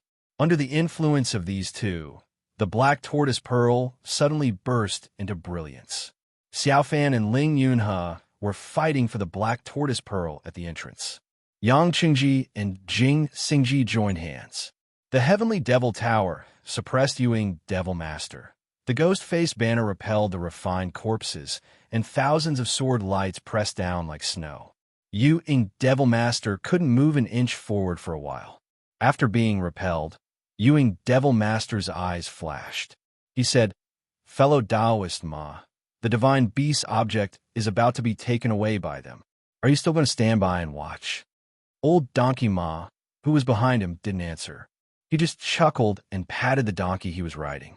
The donkey soared into the sky and leaped towards them, ignoring the sword lights as if they were nothing. This donkey only looked like a donkey, but it was actually a rare spiritual beast. Its 4 snow-white hooves drew marvelous trajectories in the air, and the surrounding space fluctuated strangely. Jing Xingji felt his eyes were blurred. The sword lights were clearly still there, but the donkey carrying Old Donkey Ma passed through his sword lights and leaped over the stone door. She frowned. The sword formation he had prepared a long time ago came crashing down. Old Donkey Ma separated from his donkey. The donkey rolled and turned into a black-clothed boy.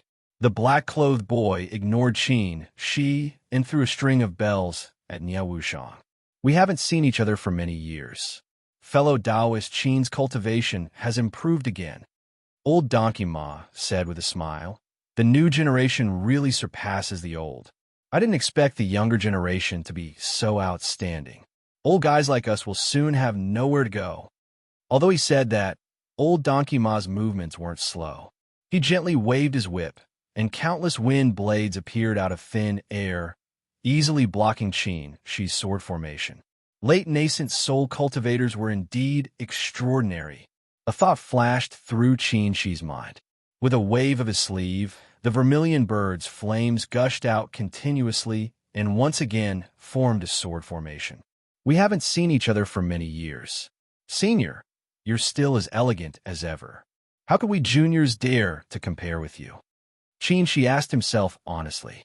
He believed he had the strength to compete with late nascent soul cultivators, but if it was a life-and-death battle, he would be slightly inferior.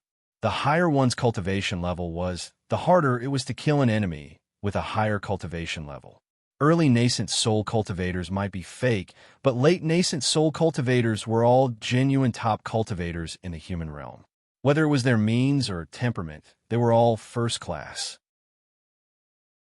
Facing Qin, Shi's sword formation, old Donkey Ma didn't seem to be in a difficult position.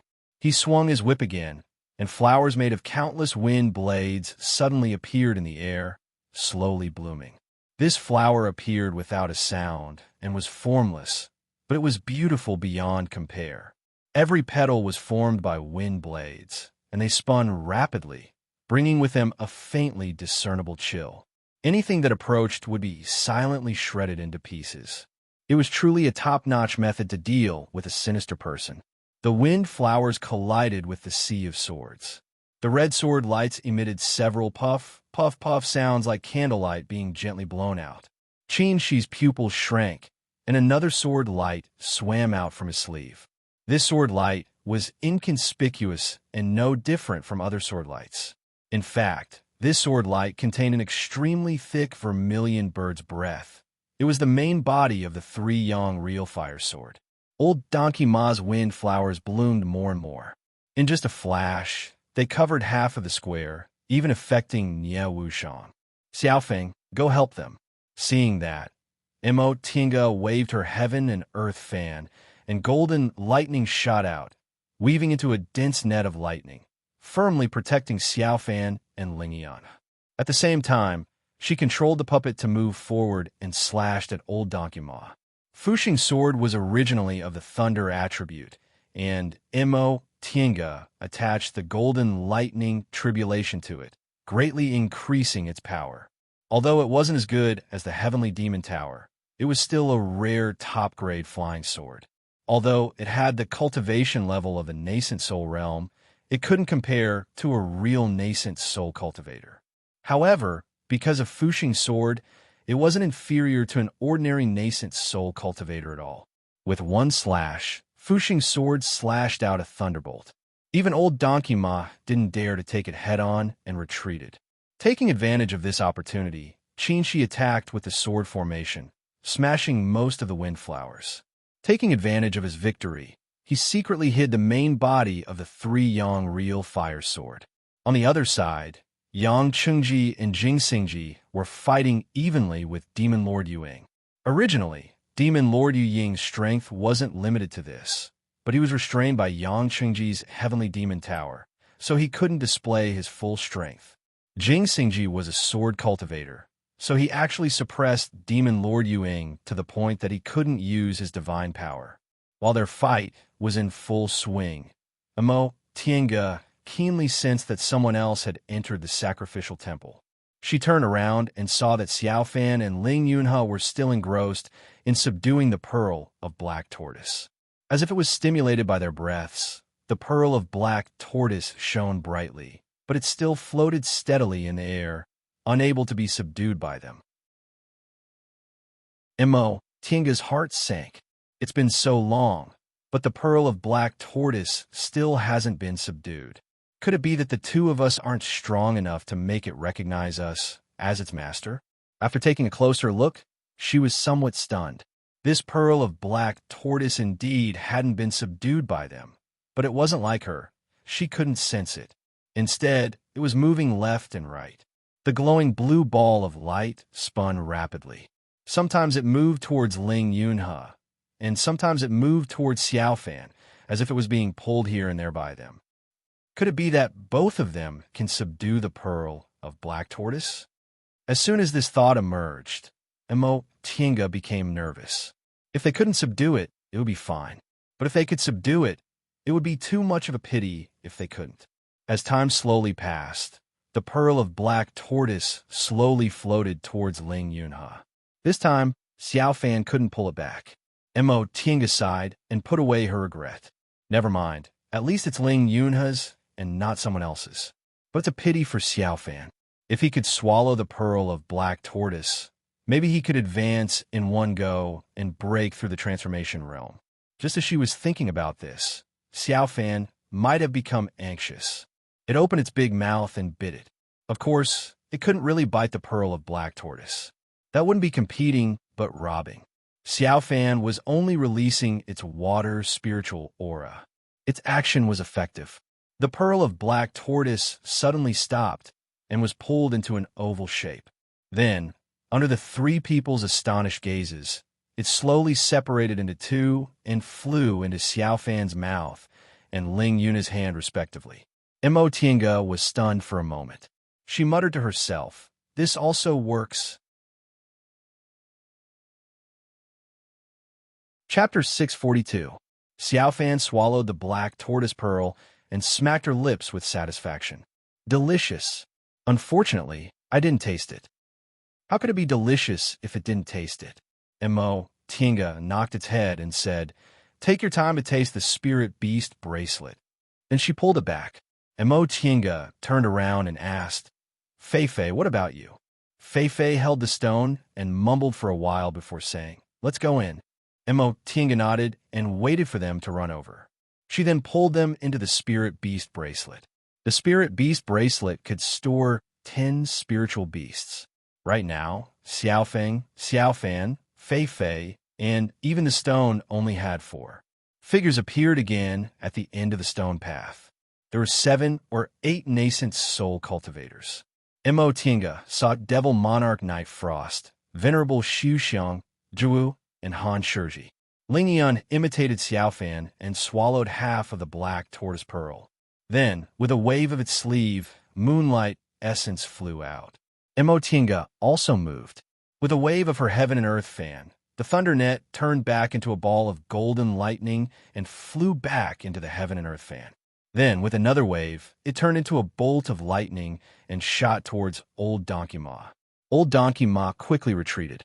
A huge wind flower suddenly appeared, its blooming petals colliding with the golden lightning. "Isn't this little friend Mo?" Old Donkey Ma smiled. Mo Tiange looked at the dreamy wind flower around her and then at Old Donkey Ma's dried chrysanthemum face. She had a strange feeling. She said, "Senior Ma, it's been many years. How have you been?" Hee hee.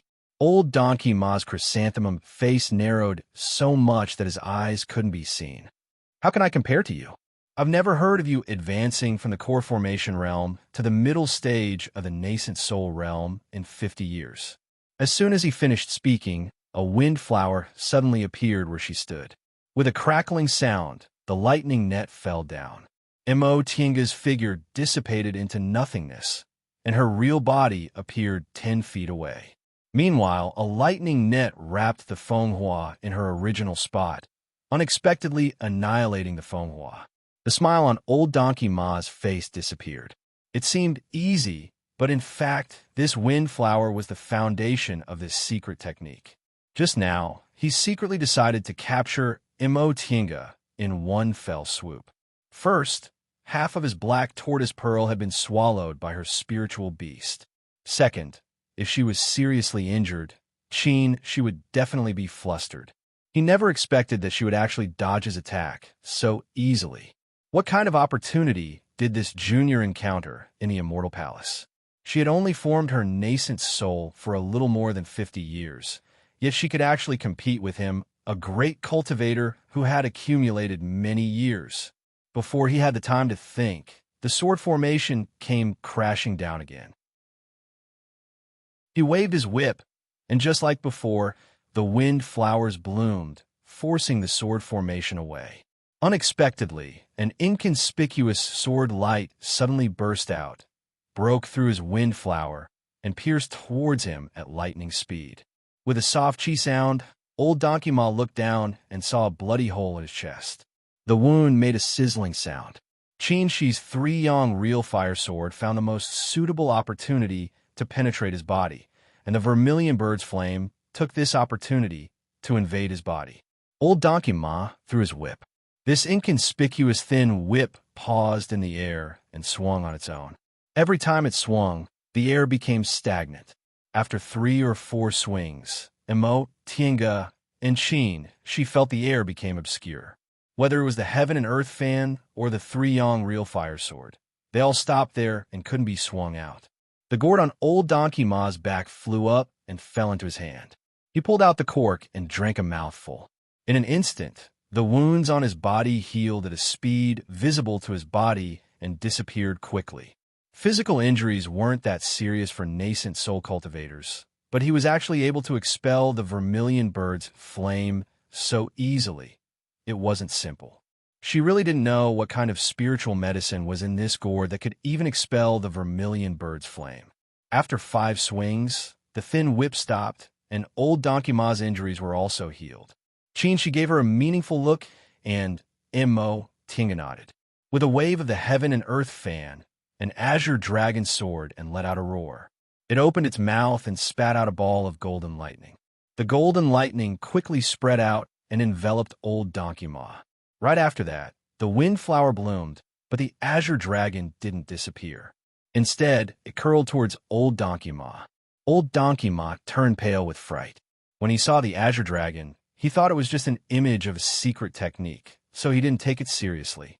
Unexpectedly, after the astonishing power of the golden lightning, the overwhelming azure dragon's breath surged towards him. Only then did he realize this wasn't as simple as a secret technique.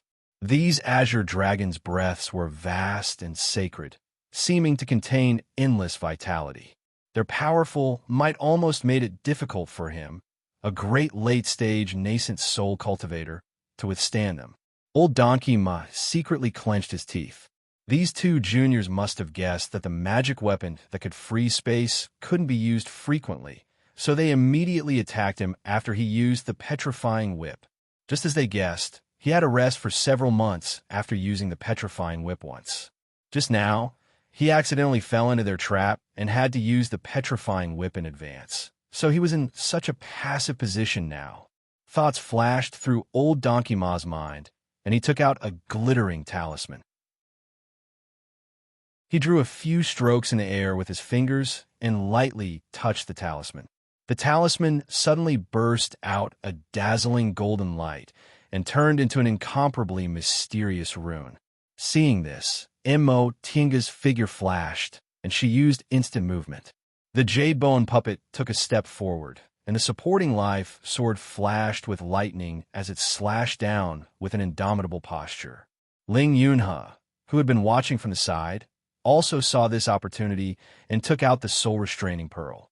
At this time, another powerful aura appeared, containing destruction and heat. Old Donkey Ma shifted his gaze and saw she pulling a simple longbow burning with raging flames. He was instantly shocked. He was an individual cultivator, so he was the most cunning in fights of magical powers. Just now, when Mo Tinga attacked repeatedly, he knew she was deliberately restraining him so that she could attack her. He also secretly prepared a backup plan, planning to beat her at her own game and counterattack. However, as soon as the vermilion bird bow appeared, he knew his backup plan couldn't stop it. He made a prompt decision and whistled. The black-clothed boy who was fighting with Nie Wushang rolled on the ground, revealed his true form, and ran away with old Donkey Ma on his back. Speaking of which, this donkey was really amazing. His 4 hooves seemed to have the ability to distort space. It was precisely because of this magic that Nie Wushang couldn't defeat him even after a long time, even though she was completely suppressing him. At this time, old Donkey Ma and the donkey, with the help of the donkey's 4 hooves, once again broke through the blockade of Jing Xingji swordlight, rushed out of the stone path, and disappeared like a wisp of smoke. Old Donkey Ma, Demon Monarch Moonshadow, was furious. He knew this old guy couldn't be relied on. Once there was danger, he ran faster than anyone else. Now that he was left here alone, was he supposed to let him take another arrow? Demon Monarch Moonshadow glared at Nie Wushang ferociously, then flung his cloak. The cloak left his body and turned into crows that blotted out the sky and covered the earth, rushing towards Jing Xingji and Yang Qingji. As for Demon Monarch Moonshadow, he took advantage of this opportunity to escape with his refined corpse. Asterisk, asterisk, asterisk, that's it? Jing Xingji mumbled. She put away the vermilion bird bow. If I don't do this, what else do you want? Seeing that more people were coming, he knew old Donkey Ma wasn't someone who would take risks easily, so he deliberately used the vermilion bird bow to scare him. Sure enough, old Donkey Ma was scared away. Demon Monarch Moonshadow was alone. He couldn't defeat them, so he could only run away with them. In fact, this time, they were able to beat the two late nascent soul cultivators so smoothly because they had the advantage of the terrain. Yang Qingji and Jing Xingji were blocking the entrance, so Demon Monarch Moonshadow couldn't enter. The two late nascent soul cultivators couldn't join hands, so they had no way to defeat them one by one. Even now, Mo Tinga still felt that it was a close call. If old Donkey Ma wasn't timid and fought to the death with the two late nascent soul cultivators, it would be hard to say what would have happened. However, now that Demon Monarch Moonshadow and old Donkey Ma ran away, other people came. Mo Tinga sighed. There were so many people. How many fights would they have to fight? She took out a restorative panacea and stuffed it into her mouth. She also conveniently replaced the crystal jades on the puppets. Just as she finished, those people arrived. As soon as these nascent soul cultivators arrived, they saw Demon Monarch Moonshadow and old Donkey Ma joining hands and fighting with them. Just as they had their own thoughts, either to help one side or to watch from the sidelines, who knew that old Donkey Ma and the others would be scared away after taking only a few steps. This time, everyone's thoughts changed again. Even Demon Monarch Moonshadow and old Donkey Ma couldn't defeat them. Were these people really that strong? Who should they join hands with? Or should they just give up? Just as they were thinking, old Donkey Ma suddenly turned his head and shouted, "Everyone, they've already taken Black Tortoise's relic. Do as you see fit." After he finished speaking, he rode his donkey and disappeared. Old Donkey Ma's shout made all the nascent soul cultivators' eyes brighten. Mo Tinga smiled bitterly. Old Donkey Ma, this old guy. Even after he ran away, he still caused trouble for them. Everyone. She took a step forward and looked at them seriously. "I won't hide it from you. Black Tortoise has already recognized its master. You're too late." Old Donkey Ma already said it. It was useless to deny it now. So she simply told them the truth. They had already shown their strength. Even two late-stage nascent soul cultivators joining hands couldn't do anything to them. How could these scattered cultivators snatch Black Tortoise from them? It was better to threaten them with words. Sure enough, the cultivators hesitated. After a while, Nanguitian suddenly smiled and asked, "May I ask, who is the master of Black Tortoise's relic?" Under their burning gazes, Ling Yunhe pursed his lips and took a few steps forward. He cupped his hands and said, "Fellow Taoists, I'm a master of Black Tortoise." Once he finished speaking, everyone's gaze fell on him. Nanguitian narrowed his eyes. "It's fellow Taoist Ling." Mo Tinga was dumbfounded. Ling Yunhe actually took everything on himself and didn't drag her into this. In fact, he could have said the other half was on her spiritual beast, Xiaofan. With Jian's Sex Foundation in Yunzhong, these cultivators would definitely focus on her, and he would be able to escape smoothly. But now, Ling Yunhe said Black Tortoise recognized him as its master. These cultivators would inevitably be restrained because of Jian's sect. Should they snatch it or not? If they snatched it, they would offend Jian's sect. Moreover, these people were so strong. Whether they could snatch it or not was still a problem. If they didn't snatch it, would they just watch the treasure fly away in front of them? This wasn't the right attitude for cultivation. While everyone was struggling, they suddenly heard a chuckle. They turned around and saw that it was Han Shizhi. After advancing to the nascent soul realm, Han Shizhi's appearance didn't change much. The gloominess that often haunted his eyes was gone. Instead, he seemed more modest and refined. In fact, everyone in Yunzhong knew that arrogance was Han Shizhi's true nature. At that moment, Han Shizhi said unhurriedly, "When the treasure is in front of you, you'll have to rely on your own abilities." Isn't this the rule of the cultivation world? When did everyone become so courteous?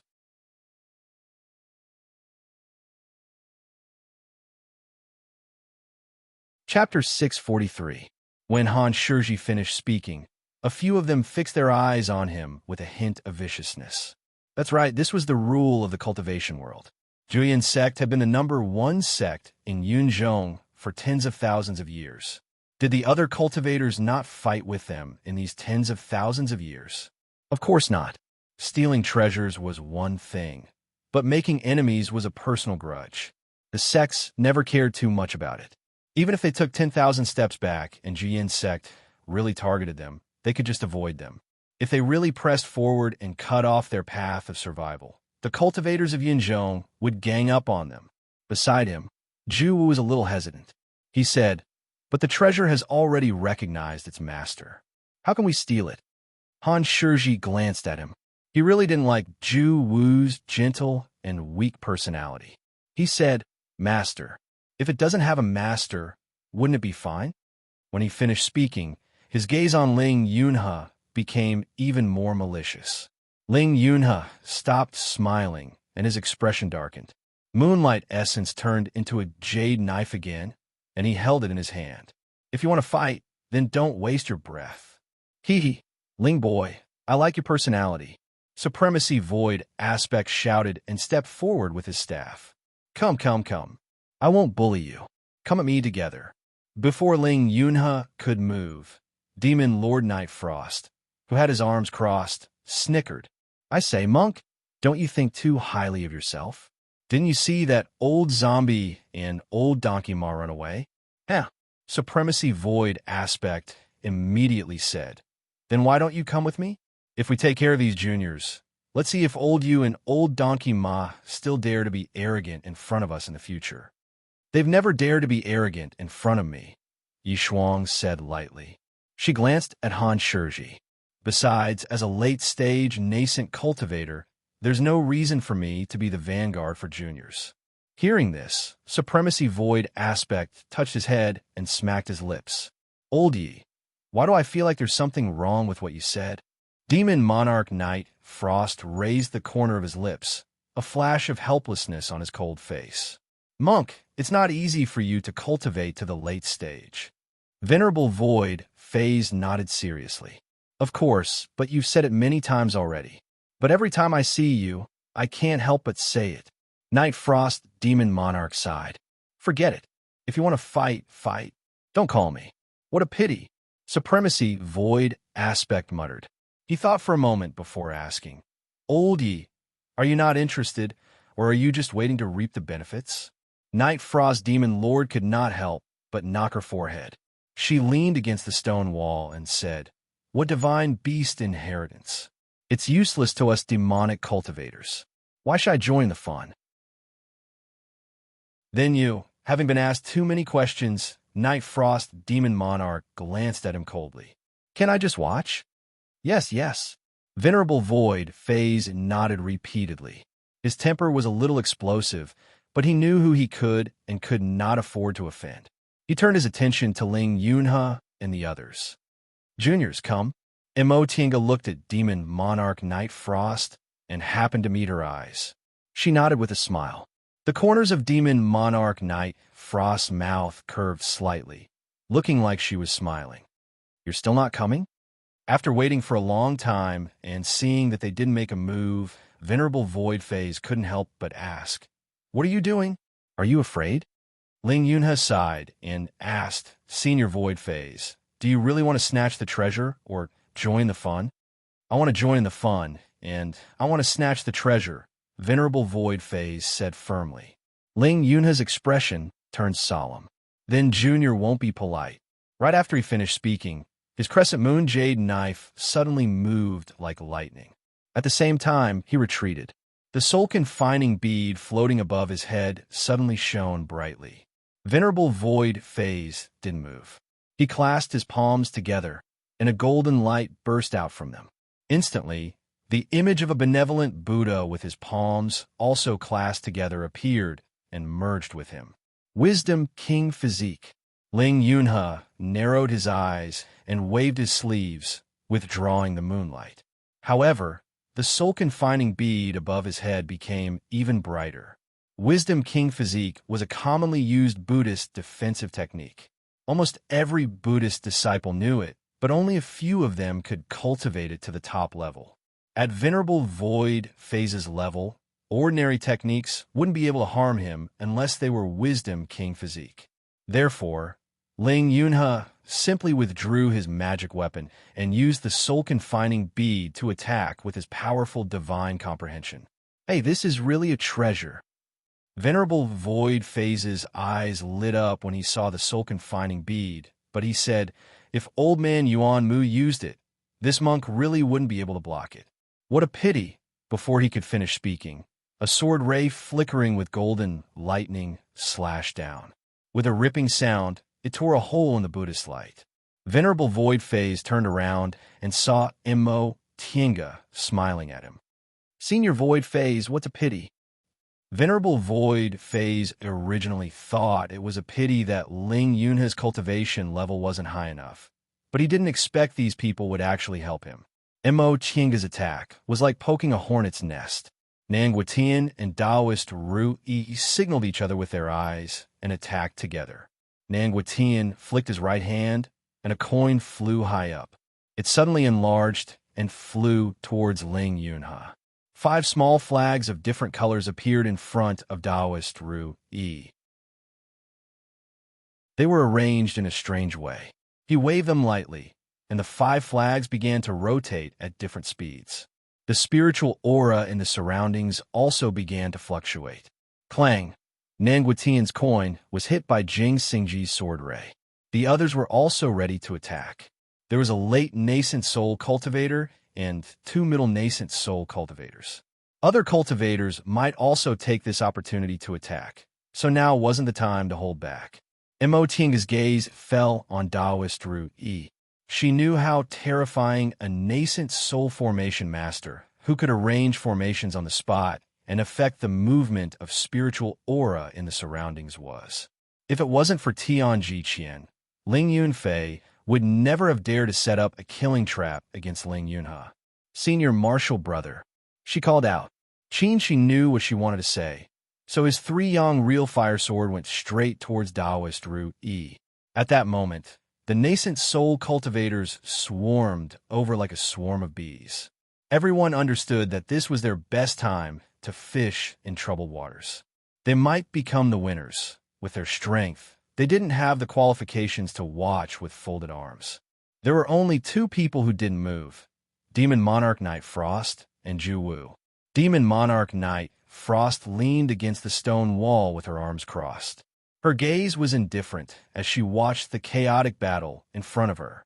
She had no intention of getting involved at all. Her eyes flickered, and she looked at Zhu Wu. Aren't you going to fight? Zhu Wu hesitated for a long time. In the end, he sighed and shook his head. Martial Uncle just told me to come and take a look at the situation.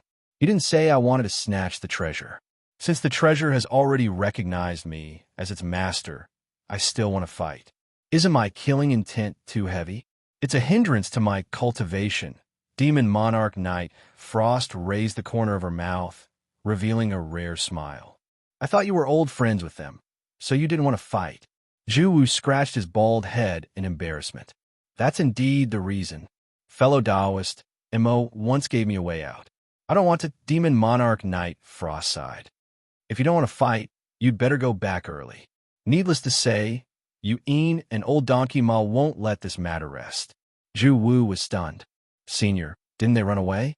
They're just waiting to reap the benefits, Demon Monarch Knight Frost said faintly. When both sides are injured, they'll show up. Ah! Zhu Wu was startled. She looked at Demon Monarch Knight Frost cautiously. What about Senior? Demon Monarch Knight Frost shook his head. I never lie. If I'm not interested, I'm not interested. As he spoke, he leaned against the stone wall, closed his eyes, and stopped moving as if he was resting. Zhu Wu hesitated for a while, but in the end, he sighed. Forget it. I'd better go back and report to Martial Uncle. As he spoke, he walked away. Aside from Zhu Wu, the others didn't have this kind of awareness.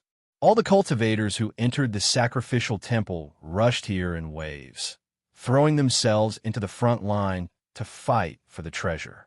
Unfortunately, the passage was too narrow and couldn't accommodate more than 20 nascent soul cultivators fighting. As a result, Immo Tienga's group took advantage of the terrain and guarded the entrance.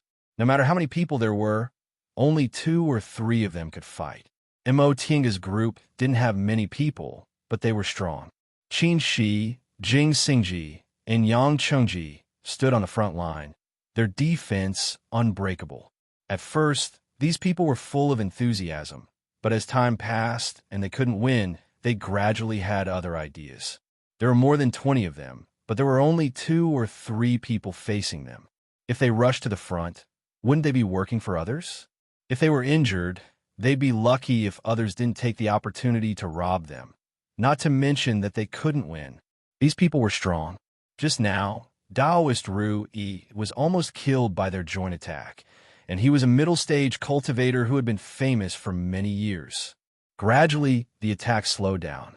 No one wanted to be the vanguard and let others take advantage of them. In the end, they even shifted the blame to each other and stopped attacking. Brother Taoist Ru Yi. Nanguatian sent a voice transmission to Taoist Ru Yi, signaling him with his eyes. Taoist Ru Yi understood. He moved far away from the crowd and hid behind them. He was injured by Qin Shi and Mo Tinga's joint attack just now. Now that everyone was slacking off, his behavior was normal, so no one paid much attention to him. Brother Nan, we can't go on like this. What do you think we should do? Nanguatian rubbed his fat belly, then glanced outside and said, when that old monk Su Xiang attacked earlier, I thought we might be able to take advantage of the situation. I didn't think that these juniors would grow so quickly in just a few decades. Not only did we fail, but they even injured you, Taoist Rui. He cupped his fist at Taoist Rui apologetically. Taoist Rui waved his hand. We've been friends for several hundred years. Why do we have to do this? The problem now is whether we can snatch it or not. The 2 of them stared at the scene in front of them in silence. If all of them attacked together, these juniors wouldn't be able to stop them no matter how fast they grew. After all, there were more than 20 nascent soul cultivators here. Many of them were in the middle stage, and there was also Venerable Xu Xiang, a late-stage nascent soul cultivator. On the other hand, Mo Tinga's group only had 3 in the middle stage, 3 in the early stage, an 8th-ranked demonic beast, and an early-stage puppet. But how could they possibly join hands without any ill feelings? Everyone wanted to fish in troubled waters, so no one was willing to risk their lives, including the 2 of them. In my opinion, we'd better retreat for the time being, Nanguatian said all of a sudden. Brother Nan, Taoist Ru Yi was a bit surprised. Nanguatian's oily face had a shrewd glint in his small eyes. He looked at the end of the passage and said, I don't know where old Donkey Ma ran off to. Taoist Ru Yi was stunned for a moment, but he soon nodded. I'll listen to Brother Nan. Old Donkey Ma was the most cunning among nascent soul cultivators. There was obviously still hope, so how could he really leave? Rather than letting him reap the benefits, it was better to leave for the time being and see what he was up to.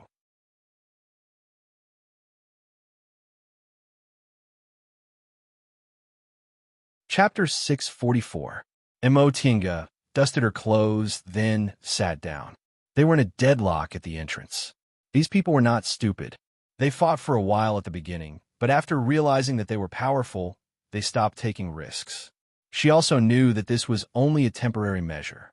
It could not continue like this forever. Firstly, they wouldn't be able to escape if they dragged this on. Secondly, if they dragged this on for too long, if they came up with a plan, they would have to take action. Even if they didn't come up with a plan, what if reinforcements arrived?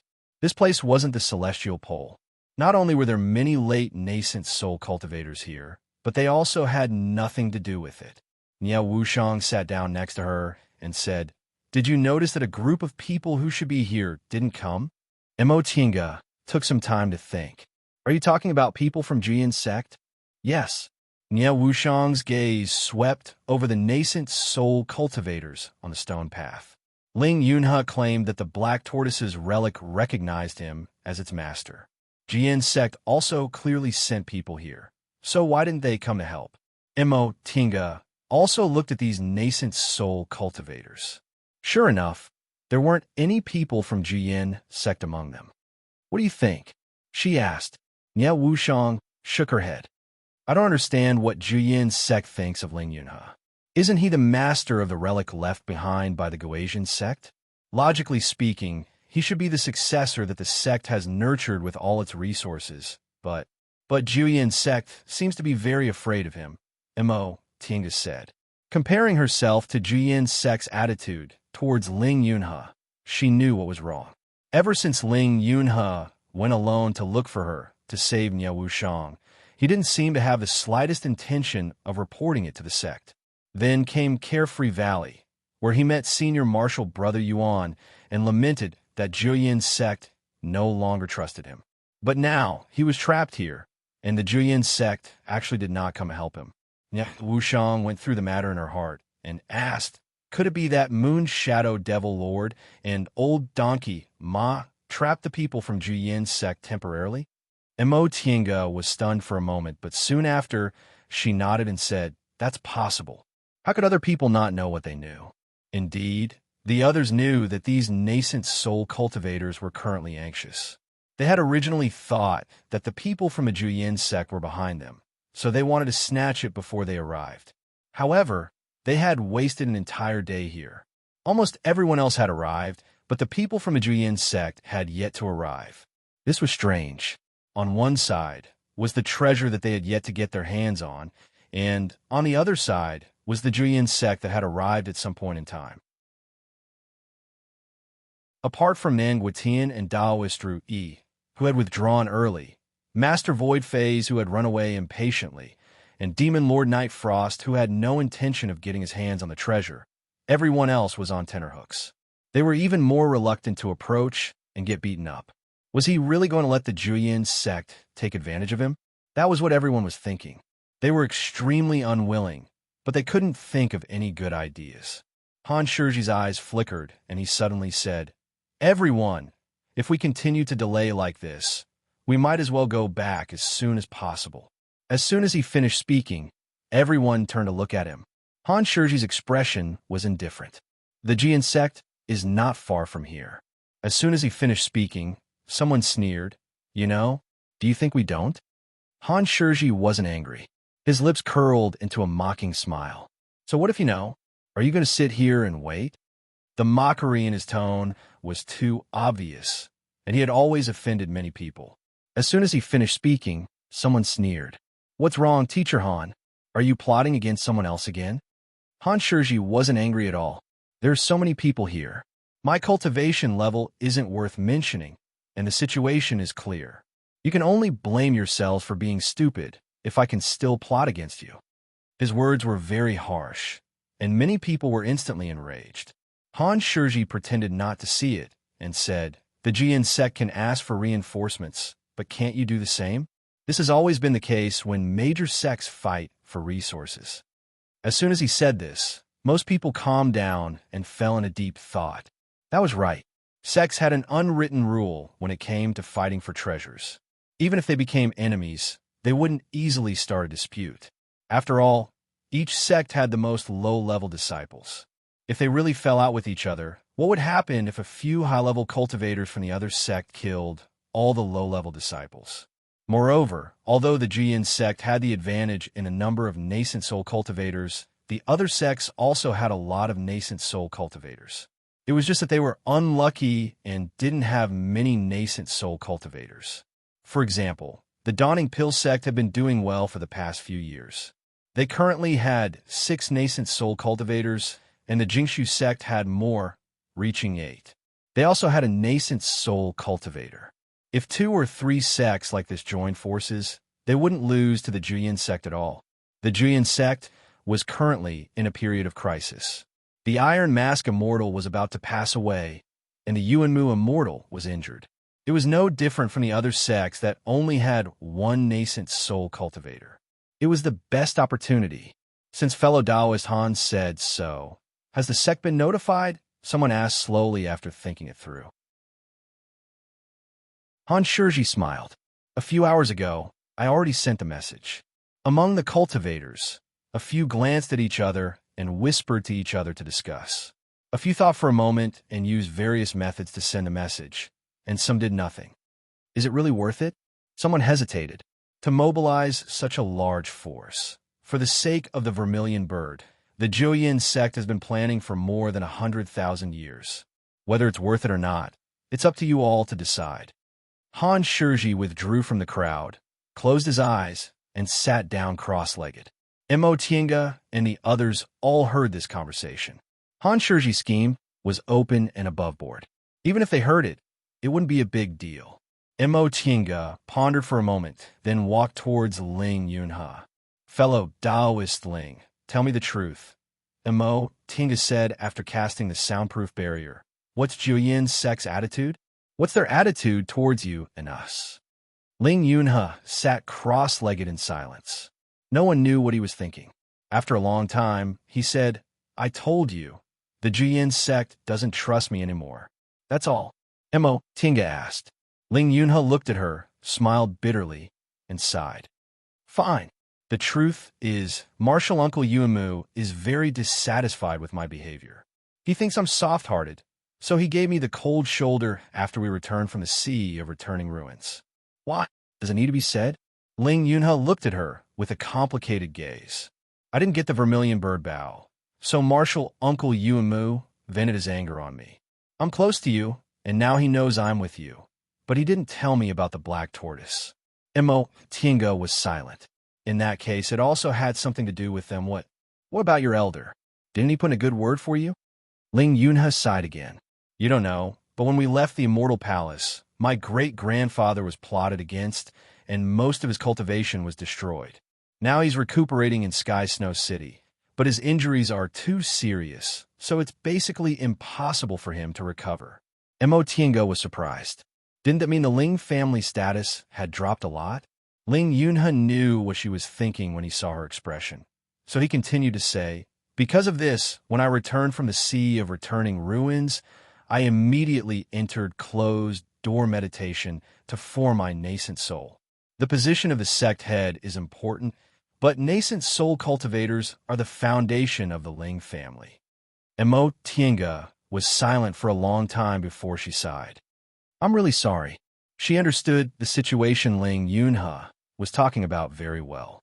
He offended the head, and the nascent soul cultivators of the clan couldn't recover their cultivation, so he was forced to form his nascent soul to replace Ling Shiyu's position. But even so, the Ling family could be considered to have lost its power, right? Master Taoist Yuanmu wouldn't be able to let go of his grudge unless Ling Yunhe advanced to the late stage one day, and this wasn't unrelated to them. Ling Yunhe shook his head softly. "Even without you guys, it'd still be the same." Master Taoist Yuanmu was dissatisfied with his attitude. Even without them, these things would have happened sooner or later. "But don't you have the soul-restraining bead?" Mo Tiange said with a frown. "For no other reason, but because you're the successor of the Patriarch's holy relic, I should be a bit more lenient with you." Ling Yunhe smiled. "The most important thing is having the soul-restraining bead. If I didn't have it, what would I be? There are more than 10 nascent soul cultivators in Jueyin's sect. I've just advanced, so I'm ordinary and unworthy of their attention. Once the soul-restraining bead recognizes me as its master, I'll become the unique one who can't be boasted about or hit." Mo Tiange understood what he meant. Under normal circumstances, the soul-restraining bead could increase his weight, but when other people's dissatisfaction with him accumulated to a certain extent, the soul-restraining bead would become an eyesore. She couldn't touch him and didn't like him, so she could only treat him coldly. Ling Yunhe said quietly, "After I returned to the Sea of Ruins, Martial Uncle Yuanmu thought I wasn't good enough and planned to choose another successor. Unfortunately, the soul-restraining bead can't recognize a new master. In this case, my position is very awkward." After a moment of silence, Mo Tiange asked softly, "Will they just watch you trapped here and not lend a helping hand?" "They won't," Ling Yunhe said confidently. "No matter what, I'm still a disciple of Jueyin's sect. Martial Uncle Yuanmu just doesn't like me, but he won't put me to death. Then they'll come." Ling Yunhe stared at the door. "They just want to teach me a lesson and make me understand that Jueyin's sect is my support and you guys are just outsiders." In all fairness, Mo Tiange didn't think what Master Taoist Yuanmu did was wrong. Since he thought Ling Yunhe wasn't reliable enough to shoulder Jueyin's sect, He should erase his unique influence in Julian's sect and let him be an ordinary nascent soul cultivator. But she thought Master Taoist Yuanmu was too hasty in judging Ling Yunhe to be unable to shoulder such a big responsibility. Did he think he was soft-hearted just because he saw her as a friend? She remembered that Ling Yunhe didn't show any mercy to Ling Yunfei and Tian Jiqian, who betrayed him. If one day her existence affected his and the sect's interests, she believed he would do the same. On the contrary, Master Taoist Yuanmu was taking things for granted. Nowadays, the human world was becoming more and more chaotic. Instead of offending her and Xianxing school behind her, it was better to let go of that matter and make fewer enemies. After all, the Vermilion Bird Bough was originally ownerless. Qinshi being able to obtain, it was his fated chance, not something he forcibly seized from Jun's sect. Presumably, Master Taoist Yuanmu didn't have a clear understanding of the current situation due to the prosperity of Zhuyin's sect in the past 10,000 years. Before they arrived at Zhuyin's sect, there was already a commotion outside. Mo Tinga secretly felt a headache coming on. Sure enough, these nascent soul cultivators couldn't wait any longer. They wanted to seize the opportunity before Zhuyin's sect arrived to snatch the bough. With that thought in mind, she stood up. This was going to be a tough battle. Although Zhuyin's sect wouldn't let them off easily, they had to hold on until Zhuyin's sect arrived. Only then would they have a chance to escape.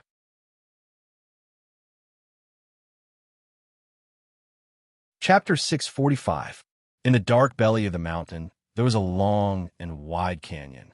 It looked like a mark left by an immortal. The walls on both sides were vertical and steep, and black gas filled the air. Beside the canyon stood a tall man in black. He looked at the churning black gas in the canyon, the wandering ghost cultivators, and the refined corpses beside him. He was silent. After some time, a figure in a green, scholarly robe flew over and stood behind him. Senior Moon Shadow. This person cupped his hands. Although he called him senior, there was no respect in his tone. The man in black, who was Demon Lord Moon Shadow, turned around and looked at the middle-aged scholar in front of him. Without the cloak, his face was still blurry. It seemed to be because of his cultivation method. Fellow Taoist Han, Demon Lord Moon Shadow said slowly. This middle-aged scholar was Han Shiji. Han Shiji still looked calm. After he formed his nascent soul, he was no longer like before. He looked elegant on the outside, but ruthless on the inside. It looked like he was the same on the outside, but it was even more confusing. There's already a chaotic battle over there. I think they can hold on for a while. When will Zhuyin's sect arrive? Hearing this, Demon Lord Moon Shadow laughed sinisterly. Zhuyin's sect always does things in a watertight manner. When the time comes, they will naturally appear. Han Shiji squinted. What about old Donkey Ma? Senior, do you want to share some of the loot with him? The eyes of the Moon Shadow Demon Lord flickered. Why? Can't bear to? Han Shiji snorted and said disdainfully, This old fellow does something that makes people willing to part with him. When he works, he doesn't see anyone. It's easy to take advantage of others. Huh? Demon Lord Moon Shadow laughed. Even so, without him, how can we confuse those people? Han Shiji said coldly, This old thing. Sooner or later, I will make him suffer. That is a matter for the future, Demon Lord Moon Shadow said. We will talk about it in the future. The two of them were silent for a while. Demon Lord Moon Shadow asked, Mister, you should be here by now, right? Han Shiji nodded. Teacher has already set off, but it is not convenient to use the public transportation array. He needs some time. Old Yuanmu has already left Zhuyin's sect. We cannot delay. Han Shiji was more confident about this. Even if we can't find Yuanjun, we can at least delay him for a while. That's enough. The Moon Shadow Demon Lord nodded. I hope it goes smoothly. With a wave of the heaven and earth fan, an azure dragon soared into the sky, bringing with it boundless golden light that spread out resplendently. Mo Tinga pulled Nye Wushang. The two of them retreated slightly, and the cloud-soaring crane took their place. Wushang, are you okay? She asked. Nye Wushang's complexion was pale. She took out a black jade talisman from her bosom and lightly pinched it. That black aura was quickly absorbed by her, and her complexion quickly became better. I'm fine. I'll be fine after resting for a while. When she was escaping from the Moon Shadow Demon Lord's pursuit, she had expended too much energy and sustained many minor injuries. Although she had rested for more than half a month, she still felt tired easily. She looked at the entrance worriedly. These people seemed to have reached a consensus. Could they resist? Emotinga also had the same thought.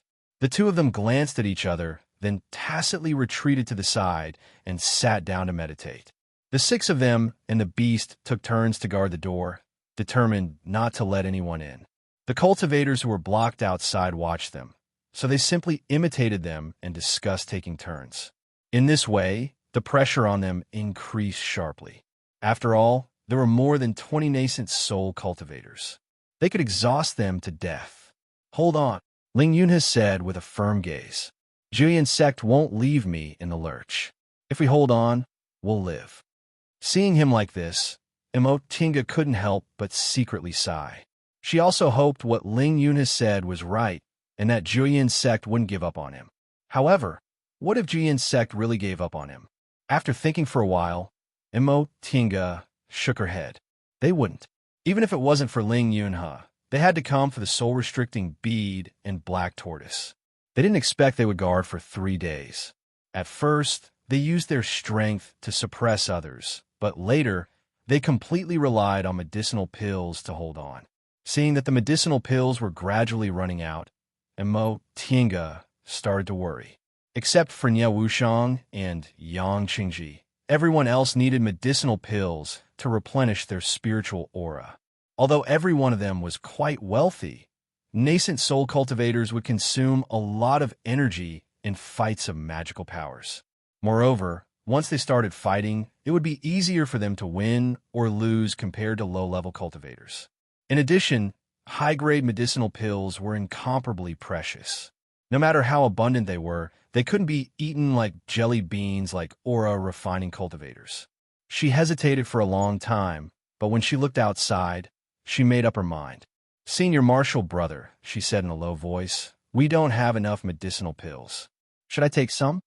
She signaled Jing Xingji to take his place and stepped back. From Emotinga's eyes, he saw her meaning. He frowned slightly. You want to end?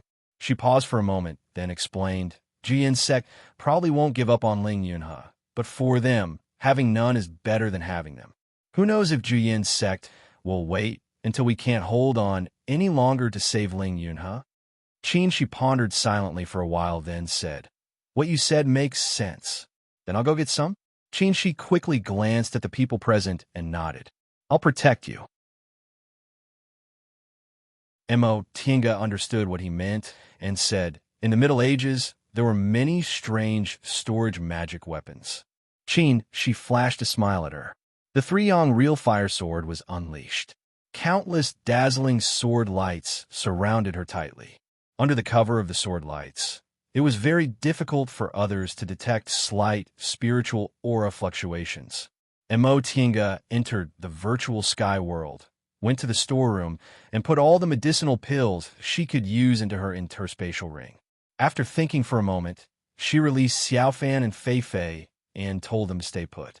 When she came out of the virtual sky world, she put away the three-yong real fire sword and distributed the medicinal pills to the others. Ling Yunhe was surprised to see the medicinal pills she gave him.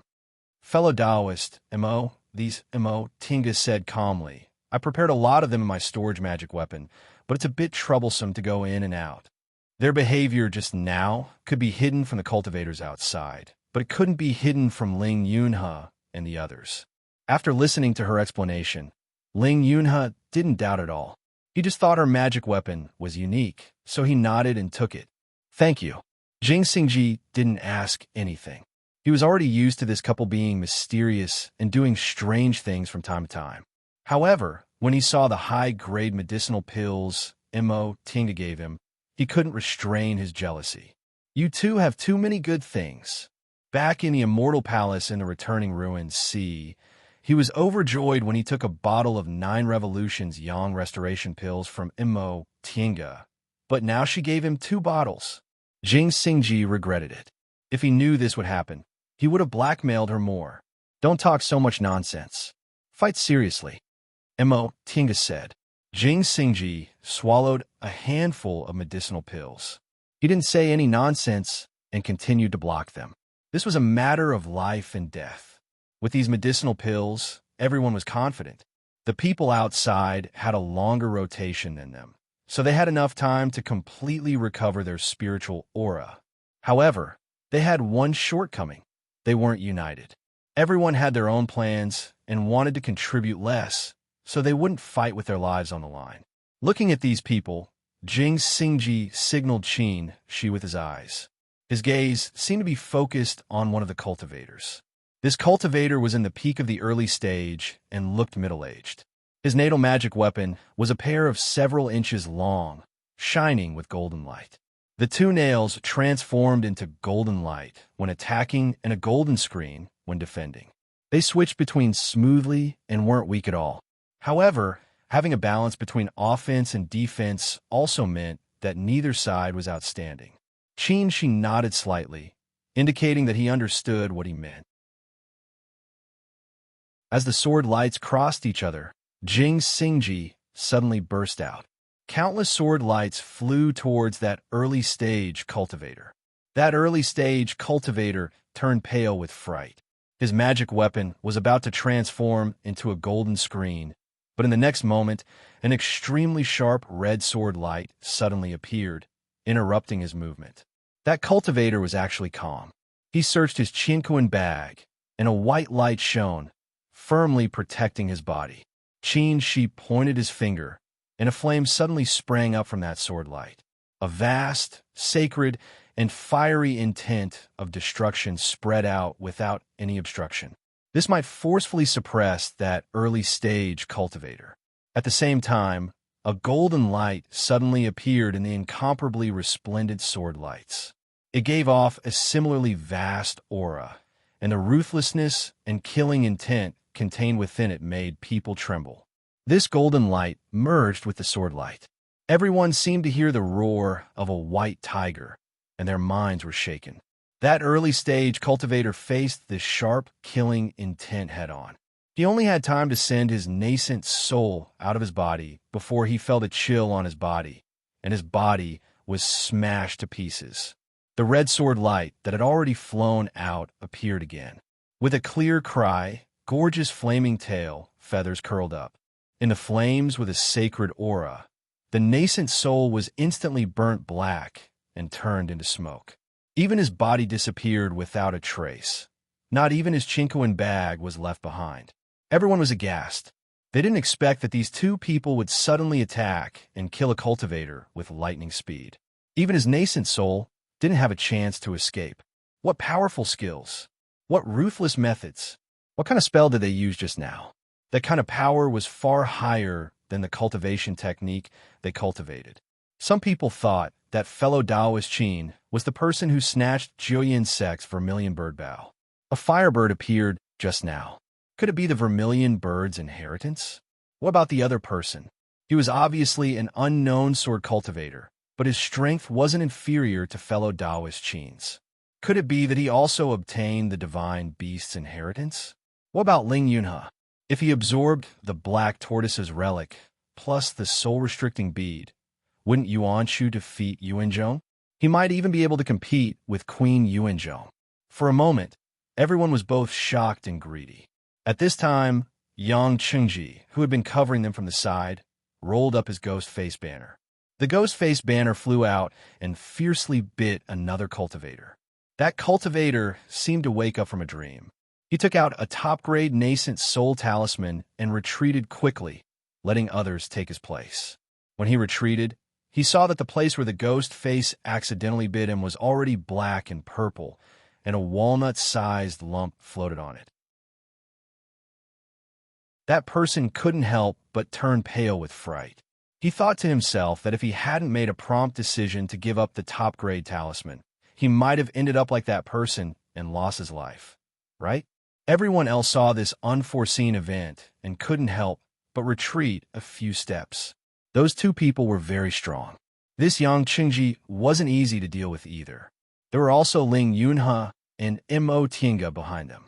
One was nurtured by Jiyin's sect, while the other was only in the core formation realm, but dared to challenge a group of nascent soul cultivators. Even that unremarkable black-robed woman wasn't someone to be trifled with.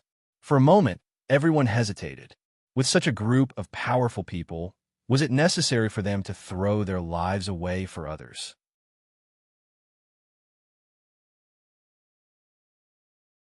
Chapter 646.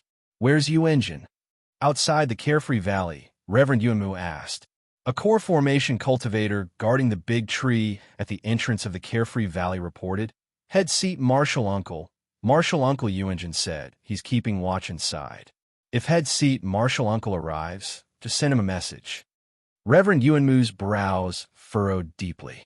This person said he wanted to contact Yuanjin, but in fact he'd already sent a summoning talisman to Yuanjin the moment he arrived, but Yuanjin didn't receive it. The current situation was really strange.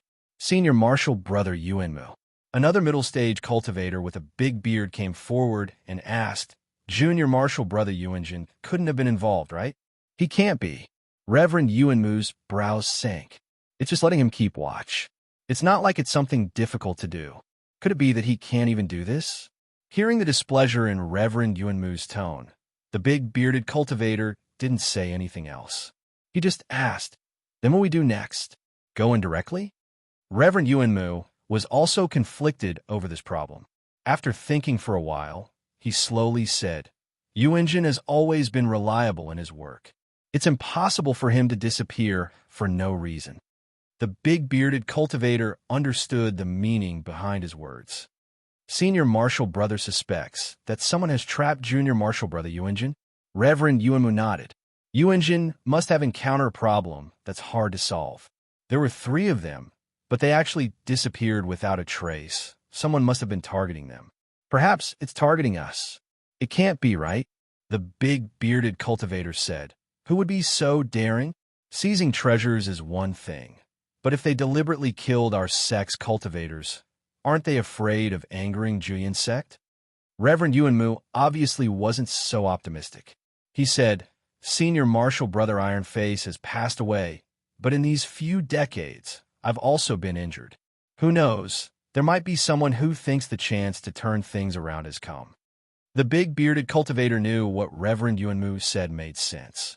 So he asked, since Senior Marshal Brother Yuanjin thinks something has happened to him, should we go find him first, or save Junior Marshal Brother Ling first?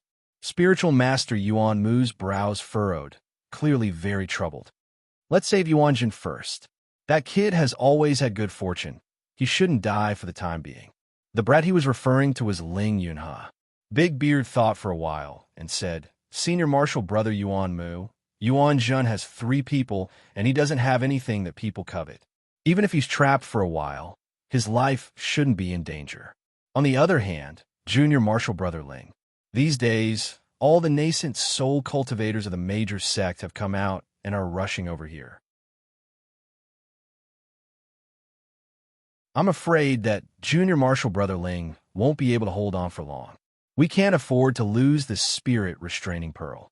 Now that he claims to have inherited the Black Tortoise's legacy, shouldn't we go over earlier? Reverend Yuanmu snorted coldly and said, Why did you save him earlier? He was becoming more and more outrageous. He clearly knew that those people had great enmity with the sect, but he still chose to associate with them. It was one thing for him to associate with them, but when there was news of the Black Tortoise, he didn't inform the sect and instead chose to travel with them. Does he even care about the sect? Don't be angry, Senior Marshal Brother, Big Beard hurriedly persuaded. Junior Marshal Brother Ling is young. It's inevitable that he'll feel unhappy after suffering some setbacks. He doesn't have the guts to ignore the sect. The Ling family is relying on him to support it now. Reverend Yuanmu calmed down a little and said, I know this too. Suddenly falling from the sky, he'll definitely feel disappointed. But he's not living up to expectations, so what can we do? The burden of Jiyin's sect is too heavy. I don't have the guts to hand it over to someone who does things too casually. Big Beard was a little disapproving. In Junior Marshall Brothers' opinion, it's still too early to say this. Historically, the first seed's cultivation has always been at the late nascent soul level. Junior Marshall Brotherling hasn't formed his nascent soul for long, so it's hard to say whether he has the fated chance to reach the late nascent soul level. If there's really a day when he reaches the late nascent soul level, even if Senior Marshall Brother doesn't like it, we can only hand it over to him. Reverend Yuan Moon knew that what he said was true. He sighed and said, "Let's look for Yu-Engine first. There's something strange about this matter. I keep feeling that there's a conspiracy. If we don't find Yu-Engine, we can't calm down. As for that Ling Yunhe kid, the spirit restraining pearl can only recognize someone who practices the ice and fire technique as its master, so there's nothing to be afraid of." Seeing that he had made up his mind, Big Beard didn't say anything else. Yes, Senior Marshall Brother. He sighed inwardly. This Senior Marshall Brother of his had always been suspicious and serious. Once he became suspicious, it was like a thorn in his heart. If he didn't find Yu-Engine, he wouldn't be able to get rid of his worries. However, the moment he said this, it was clear that he had made up his mind to give up on Ling Yunhe if they didn't make it in time. After all, Ling Yunhe had lost his identity as the successor.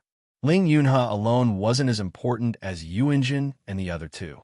Thinking of Ling Xiu, who had always been on good terms with him, Big Beard sighed inwardly.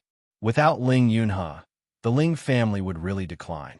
Asterisk, asterisk, asterisk, Nanguitian and Taoist Ru Yi were flying. After a while, they stopped at the end of Stone Path. They looked surprised. "What's going on?"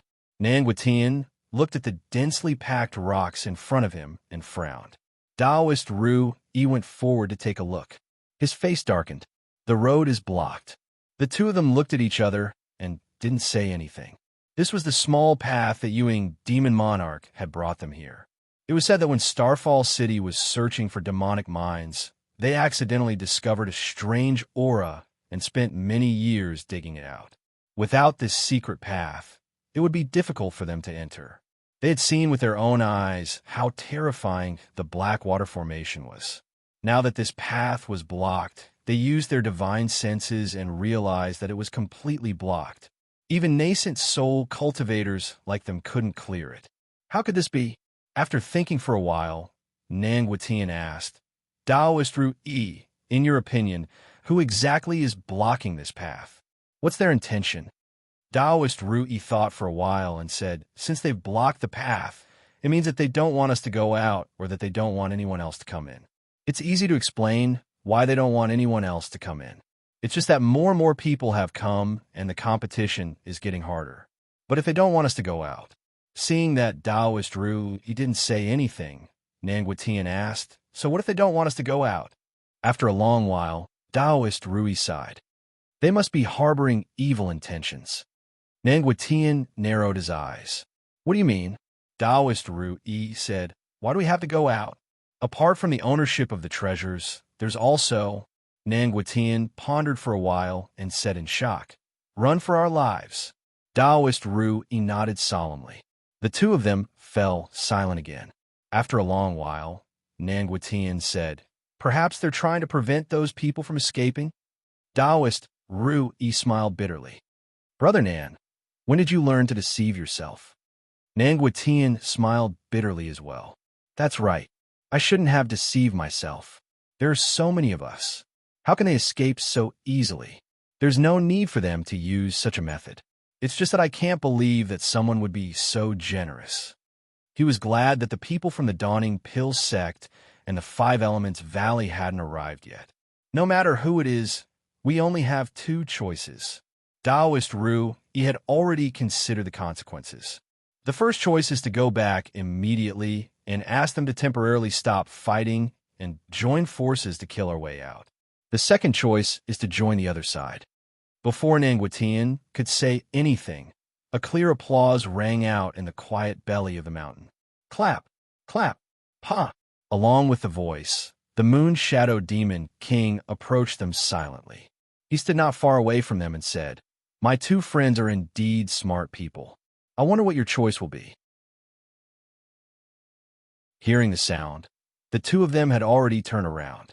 When they saw the moon shadow demon monarch approaching them, they could not help but be astonished. Was this old ghost already so terrifying? However, they were all old monsters who had lived for hundreds or even thousands of years. With a flash in their minds, they recovered. Under such circumstances, what else could they not guess? Fellow Taoist Lunar Shadow. Taoist Rui said in a deep voice, "So you didn't plan so much for some cultivation technique at all?" "No," the Moon Shadow Demon Lord said. "At first, I did it for that junior's cultivation technique. But I didn't expect that the junior could actually call those few helpers over. My efforts were all for naught. I knew that they would definitely come here. So, I suddenly had an idea. This is a really good place." Nan Guitian stared at him and asked, "Even if you only thought about it later, you must have wanted to kill him a long time ago, right? What good would it do you if you killed us? You're a demonic cultivator, and you've only occupied one city. Even if you want to unify the demon territory, you don't have to kill us all." The Moon Shadow Demon Lord smiled gently. "Fellow Taoist, Nan, you seem to think that unifying the demon territory is very easy?" Nan Guitian did not speak.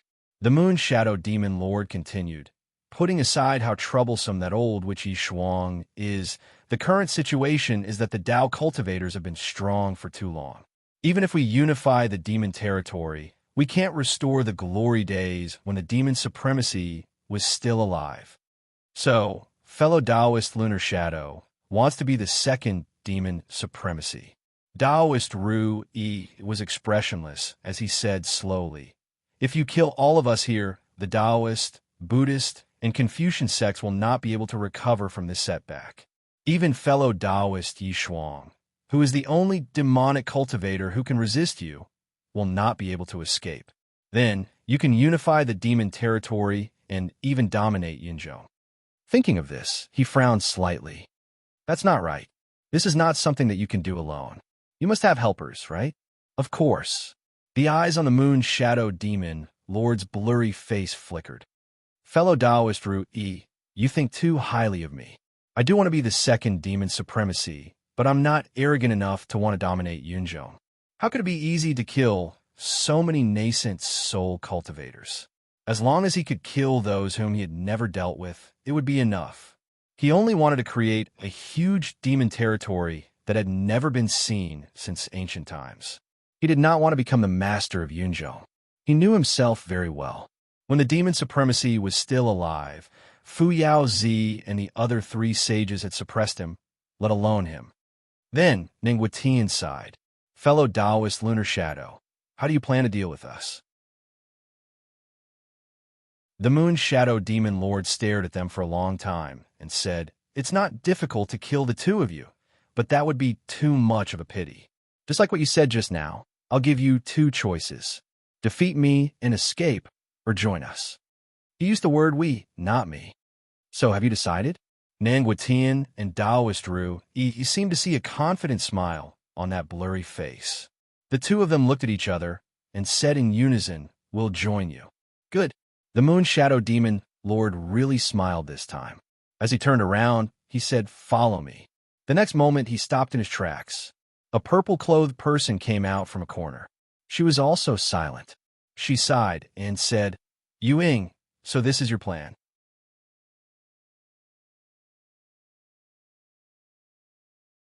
Chapter 647. Night Frost. Moon Shadow Demon Lord's eyes flickered. Night Frost Demon Lord brushed away the stray hair on her forehead and smiled. "It's me." "What? You also want to ask me which path to choose?"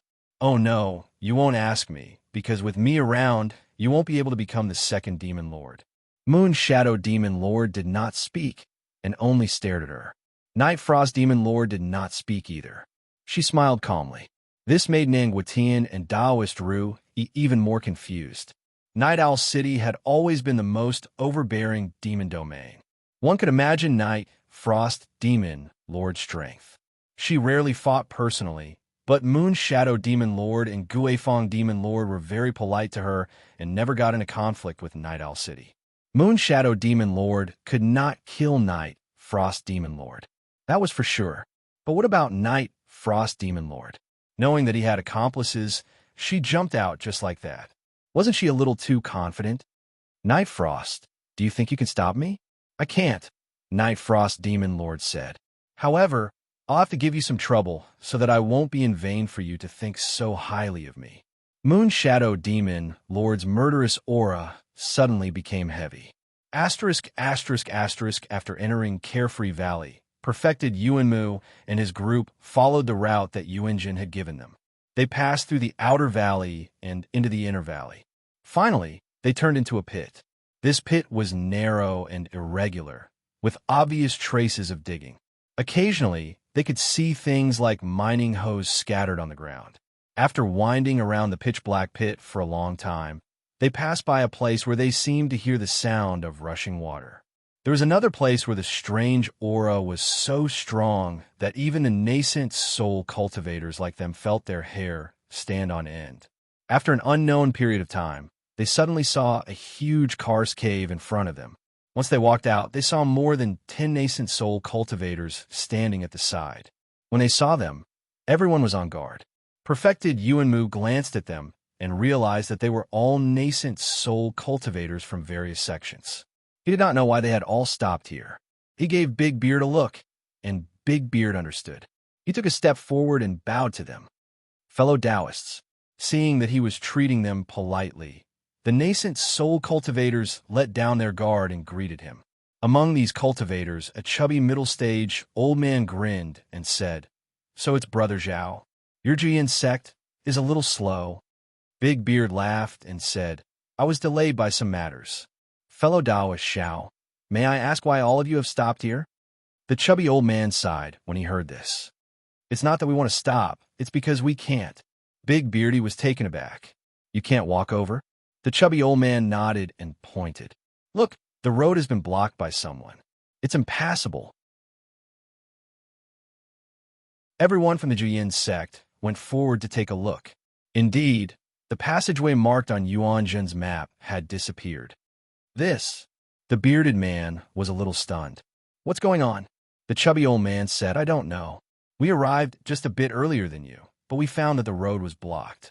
Moreover, fellow Taoist Yan from the Five Elements Valley said that the method used to block the road is a special kind of barrier, which contains the Tao formation and is very difficult to break. He pointed to a bashful young man next to him. This young man seemed to have just formed his nascent soul and didn't look very stable. Seeing the chubby old man pointing at him, he hurriedly cupped his hands at Big Beard. The Five Elements Valley specialized in the Tao formation. If the cultivators from the Five Elements Valley said that it was difficult to break, then it was really difficult. Big Beard asked about the situation and probed for a while before he went to report to Master Yuanmu. Senior Marshal Brother Yuanmu, that fellow Taoist shouldn't be lying. There is indeed a barrier. In my opinion, it's not something that can be broken in a day. This junior martial brother of his wasn't very outstanding in fights of magical powers, but he was quite talented in formations. Master Yuanmu believed in his judgment. He pondered for a while and suddenly thought of a possibility. He said in shock, "Not good. Yuanjun might be trapped here." Hearing his words, all the cultivators from the Juyin sect looked surprised. After a moment of shock, Big Beard immediately thought that there was indeed such a possibility. All the way here, they couldn't contact Yuanjun, and the passage was blocked. How could there be such a coincidence in this world? If Yuanjun happened to be trapped inside, then it could be explained. Master Yuanmu quickly calmed down and thought quickly. Yuanjun is my blood relative after all. If something happened to him, I should be able to sense it. Moreover, once his life lamp is extinguished, the sect will immediately use a 10,000-mile sound-transmitting talisman to inform me. Since there's none of that, Yuanjun and the others shouldn't be in danger. They're just temporarily trapped. Big Beard nodded, agreeing with his judgment. Since Yuanjun and the others aren't in danger, shouldn't we go and save Junior Marshal Brother Ling first? Yes. Master Yuanmu nodded. His eyes narrowed again. Let's go and look for them. Yuanjun said that there's another path here, but it's very difficult to walk. We can only choose that path. As they spoke, they suddenly saw two figures slowly flying out of the car's cave. One of them looked to be about 50 years old. He was dressed in silk clothes and embroidered shoes like a rich man from the secular world. He had a gold belt and jade belt. The other was dressed in a sky blue Taoist robe, looking plain and delicate. Senior Marshal Brother Rui. The youth surnamed Yin from the Five Elements Valley called out. When the two people saw them, they slowly flew over. Fellow Taoists. Nanguatian smiled. So you're already here. Fellow Taoist Nan. The chubby old man surnamed Xiao hurriedly bowed and asked, Fellow Taoist Nan, what's going on? Why is the path blocked? Nanguatian sighed. That's why I'm here. Old Donkey Ma colluded with old Freak Yuing to steal the Black Tortoise's inheritance. However, he was worried that there were too many of us, so he sealed the path. Fellow Taoist Ri and I saw that the situation was chaotic, so we left early. Otherwise, we wouldn't have been able to escape. So that's what happened. The chubby old man was both shocked and angry. No wonder old Freak Yuing suddenly became so generous. He's up to no good, Taoist Rui said coldly. When did he have good intentions? Fortunately, I was already paying attention. Fellow Taoist Rui. Master Yunmu suddenly spoke. Since fellow Taoist Rui was already suspicious, why did you still follow us? Upon seeing Master Yunmu, Taoist Rui softened his tone and said with a bitter smile, Fellow Taoist Yunmu makes it sound so easy. Your Jian sect is a big family, so how can our Five Elements Valley be so relaxed? I'm not afraid of being laughed at by fellow Taoists, but it's better to believe it than not. Who knows? Maybe this fated chance will fall into our hands. Upon hearing Taoist Rui's words, everyone felt distressed. Which one of them didn't think so? Otherwise, how could more than 20 nascent soul cultivators come as soon as Devil Monarch Yu Ing released the news? Decades ago, the world changed, and One Leaf Island and North Pole Island were destroyed. Now, the cultivation world in Yunzhong was short of manpower. They couldn't cultivate core formation cultivators, and nascent soul cultivators couldn't find spiritual treasures either. Since they had nothing to do, they might as well join the fun. With so many people, Devil Monarch Yu Ing couldn't possibly capture them all at once, could he? The chubby old man said, doubtfully, Fellow Taoist Rui. Old Freak Yuing and Old Donkey Ma are just two people. How can they do that? I remember that fellow Taoist Yishuang and monk Su Xiang also came. I don't think they have the guts. Fellow Taoist Xiao, there's something you don't know, Nanguatian said. Yishuang and Su Xiang have been lured away. The two of them seem to be colluding with someone, and they've been prepared for a long time. Who did they collude with? What did they prepare? Master Taoist Yuan Mu went straight to the point. Nanguatian shook his head. The two of us aren't their match. When we realized something was wrong, we ran for our lives. The cultivators were silent, but they were frantically sending voice transmissions to each other. Whether it was their teammates or disciples, they were all discussing what Nanguatian and Taoist Rui said. Did Devil Monarch Yu Ing really collude with Old Donkey Ma? Or did they deliberately lure them away to avoid having too many competitors? They didn't believe Devil Monarch Yu Ing and Old Donkey Ma, but they also didn't believe Nanguatian and Taoist Rui. The competition for resources in Yunzhong was too fierce. Some of them wanted to save their lives, some wanted to snatch treasures, and some wanted to save people. For a moment, more than 10 people hesitated and debated, unable to make a decision. Senior Brother Yuan Mu, do you think they're telling the truth? Big Beard sent a voice transmission to Master Taoist Yuan Mu. Master Taoist Yuan Mu frowned. After a while, he said, It's possible. Master Taoist Yuan Mu said, Others might not know what kind of person old Devil Yuing is, but we old fellows do. When he was young, he didn't keep a low profile at all. After he became a nascent soul, for some reason, he actually started to cultivate his character. If you say that he set up this trap, I'll believe you. Then Master Taoist Yuan Mu hesitated again. It's just that Nanguatian and Rui have always been inseparable from each other. It's not impossible to say that they're working together to deceive others. Looking at him, Big Beard knew that senior brother Yuanmu had gone crazy again. He had to think carefully about which was the truth before he made a decision. At this moment, 3 people came out of the pit. Everyone looked and saw that they were Teacher Yu and 2 other nascent soul Confucian cultivators from the Yu Mountain Academy. Seeing them, Teacher Yu was shocked. Fellow Taoist Yuanmu, you're Mr. Yu. Master Taoist Yuanmu raised his hand in greeting, his gaze sweeping over the 2 people behind him. Yu Mountain Academy had lost some cultivators in the sea of returning ruins back then.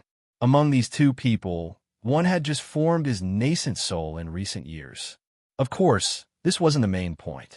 The main point was that Yu Mountain Academy only had 5 nascent soul cultivators now. Including Han Shizhi, who was sent here first, they actually had 4. Could it be that Han Shizhi had obtained some news? While he was thinking about this, someone had already told Teacher Yu about the situation. After hearing that, Teacher Yu looked at Master Taoist Yuanmu. Fellow Taoist Yuanmu, what do you think? Master Taoist Yuanmu shook his head. It's hard to say. Teacher Yu smiled. My Yu Mountain Academy will have to take a gamble. After saying that, he cupped his hands at everyone and left with his 2 juniors. Master Taoist Yuanmu was stunned and hurriedly called out, Mr. Yu. Teacher Yu stopped. Fellow Taoist Yuanmu, what can I do for you? Master Taoist Yuanmu narrowed his eyes and asked, Mr. Yu, you seem very confident? Teacher Yu paused, a mysterious smile appearing on his face. You can say that. After saying that, he turned around. My Yu Mountain Academy isn't as big as Julian's sect. When it's time to fight, we still have to fight.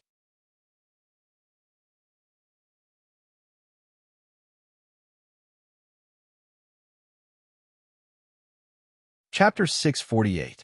After being replaced by Xiao Feng, Imo Tinga simply wanted to lie down. It had been many years since they were this crazy. In the past few days, people kept coming. The number of nascent soul cultivators outside had already reached 30, and the intensity of fights of magical power had increased a lot. They were almost numb to it.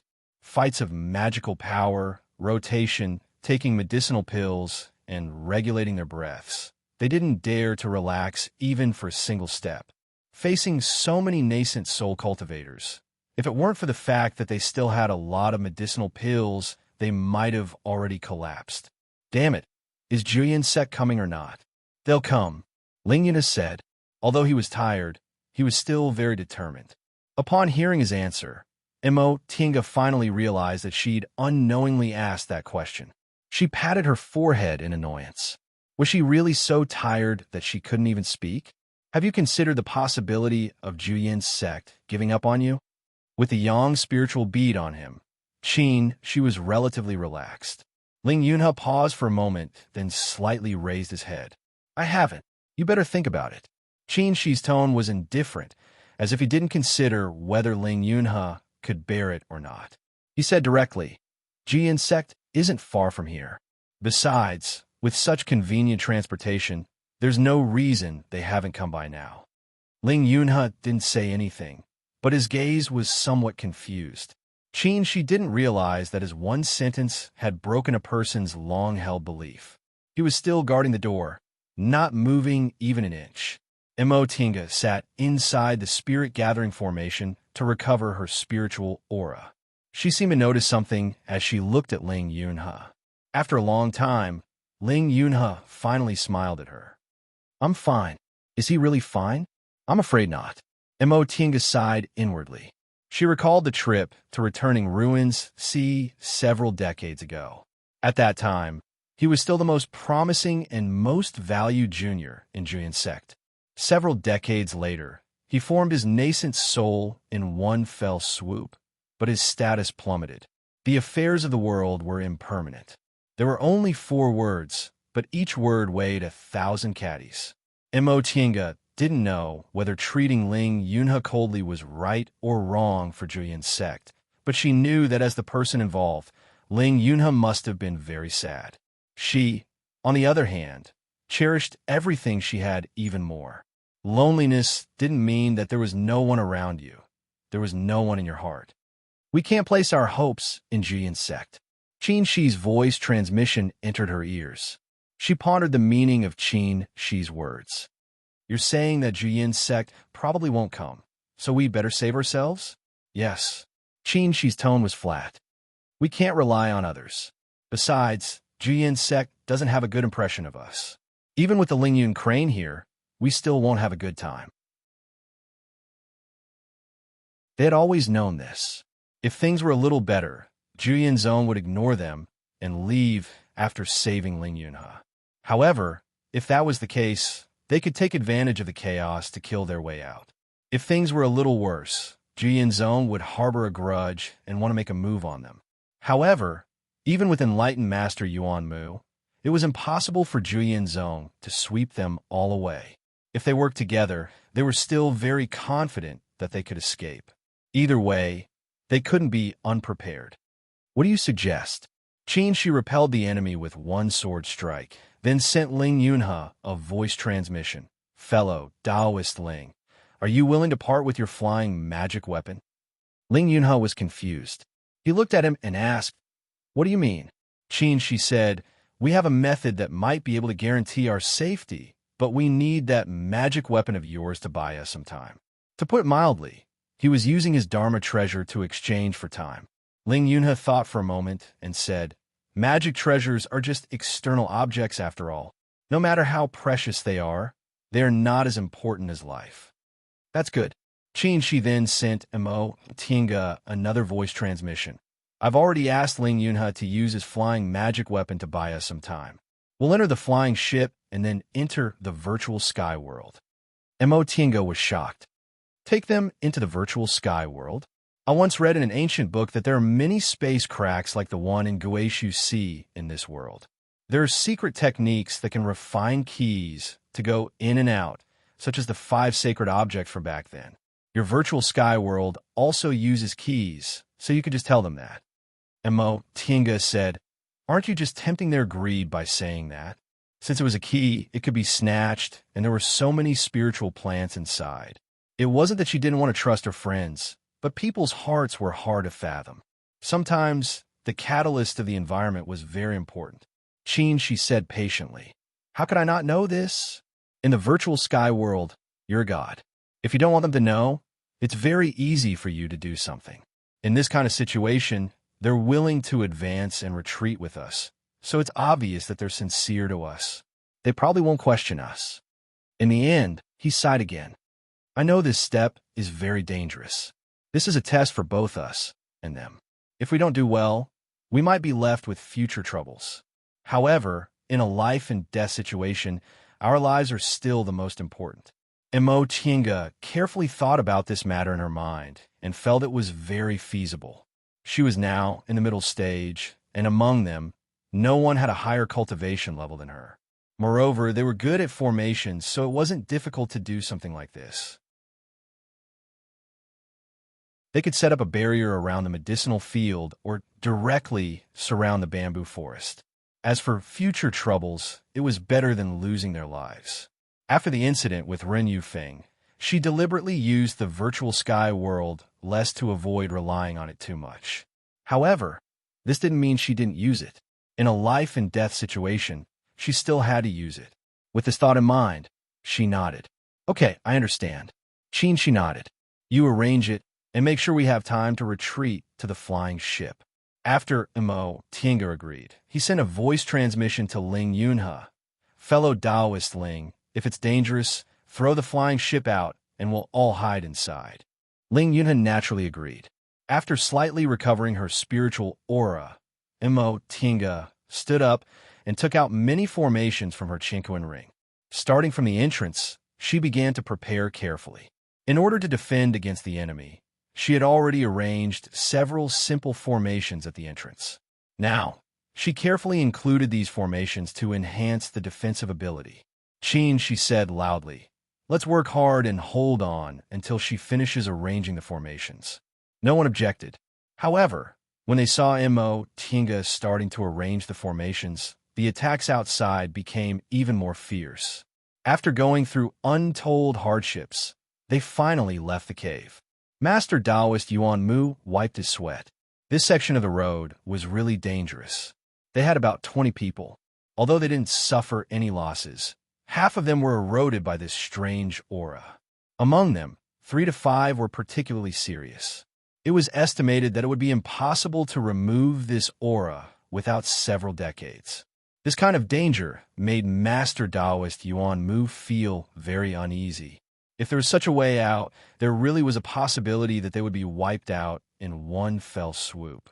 However, the enemy also had to be very strong. Devil Monarch Yu Ing alone wasn't enough. With this thought in mind, Master Taoist Yuan Mu calmed down and concentrated on moving forward. Before long, he sensed a strong and sacred aura mixed with the aura of many cultivators.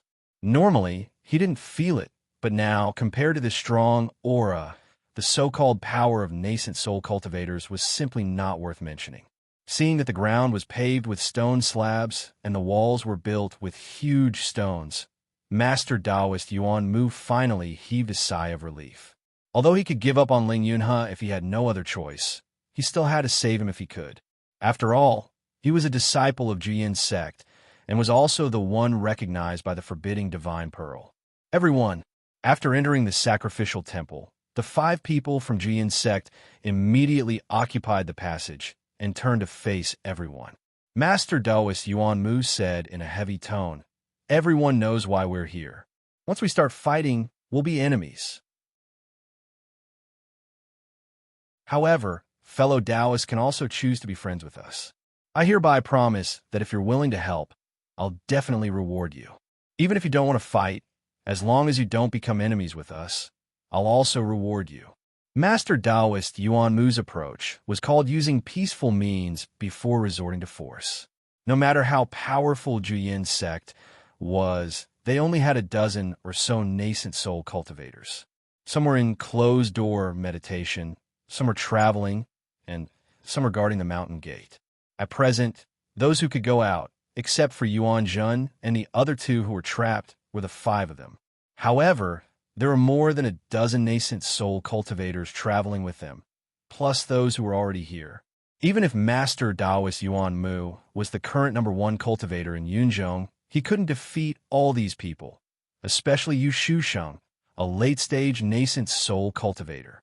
For those with average strength who didn't have enough allies, helping Jiyin's sect was also a very good choice. As the #1 sect in Yunzhong and the #1 cultivator in Yunzhong, since Master Taoist Yuan Mu said that he would reward them, it was something that was enough to move nascent soul cultivators. This was much more practical than blindly snatching the black tortoise's fated chance. Immediately, some people were moved. Some cultivators from small sects weighed the pros and cons and didn't intend to intervene. As for the remaining cultivators from large sects, needless to say, they wouldn't agree. Their fellow disciples were already fighting in front of them. Mr. Yu. In the end, Master Taoist Yuan Mu's gaze fell on Yu Shusheng. Yu Shusheng gently waved his folding fan and said with a faint smile, "Fellow Taoist Yuan Mu, do you still need to ask?" Master Taoist Yuan Mu sighed. "Mr. Yu, I really don't want to fight with you." Yu Shusheng smiled and said, "It's not the first time we've fought over something. Fellow Taoist Yuan Mu, why are you so sad?" Master Taoist Yuan Mu smiled, and the exquisite pagoda appeared in his hand. Mo Tiange was the first to notice the movement at the entrance of the temple. The spiritual aura fluctuation was so violent, so the person who made the move was most likely a late-stage nascent soul cultivator. Just as she thought that, Ling Yunhe suddenly showed a pleasantly surprised expression. "Martial Uncle Yuan Mu, Martial Uncle Yuan Mu is here." The others turned to look at him. Mo Tiange asked, "Fellow Taoist Ling, are you sure?" Ling Yunhe nodded without hesitation. "I can't be wrong. This is the aura of the exquisite pagoda." He used to be Master Taoist Yuan Mu's favorite junior and often took him with him. He was very familiar with the exquisite pagoda, so it was impossible for him to be mistaken. Everyone was overjoyed. The people from Jiyin's sect were here, so they had a chance to escape. Qin Shi glanced at Ling Yunhe and said with a smile, "Fellow Taoist Ling, Your magic weapon is safe. Ling Yunhe also smiled. Fortunately, Martial Uncle Yuan Mu came in time. Otherwise, I would have been broke. This flying ship cost me all my savings. Mo Tinga also smiled and secretly transmitted her voice to Qin Shi. You really came in time. We don't need to test him anymore. Qin, she nodded slightly. It was best not to reveal his secret in front of people if he could. Unless he had no other choice. He also didn't want them to know about the existence of the virtual sky world. After all, it was always risky. Sharp whistling sounds could be heard. The fight outside the temple was getting more and more intense, causing the cultivators guarding the door to rush to help their fellow disciples. Qin Shi swept his gaze over them and said, "Let's also rush out."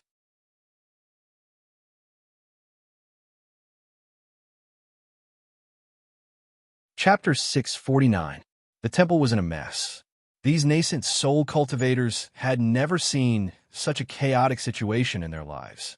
More than half of the nascent soul cultivators in Yunzhong were here. Mo Tiange was even more shocked. In the Celestial Pole, there were 70 to 80% of them. Even Kuanzhong City didn't have so many nascent soul cultivators at the same time. The space was narrow, but there were many cultivators. Spells, magic weapons, talismans, and secret techniques were flying everywhere. It was as chaotic as a fight between mortals. Mo Tiange believed that if this place wasn't the five-spirit sacrificial temple, but an ordinary building, it would have been shaken and the mountains would have collapsed. As soon as they came out, they were attacked from all sides. Fortunately, the situation was too chaotic. Even if they attacked from all sides, they couldn't do it. Take this chance to run. Qin, she said. Everyone nodded to show they understood. Ling Yunhe would be taken away by Jian's sect, but they wouldn't. Taking advantage of the chaos, they should run as soon as possible. They shouldn't wait for Jian's sect to save them. Asterisk, asterisk, asterisk, 6 people stood beside the cracked canyon. They were Demon Master Moon Shadow, Old Donkey Ma, Nan Guitian, Taoist Rui, Han Shizhi, and a new nascent soul cultivator surnamed Yan from Five Elements Valley. All of them were silent, as if they were waiting for something. Not long after, a few figures flew over and quickly flew in front of them. Teacher, Han Shizhi bowed to greet him with a happy expression. Scholar Yu smiled gently and raised the folding fan in his hand. Shizhi, you've worked hard. I don't dare. This is what a student should do.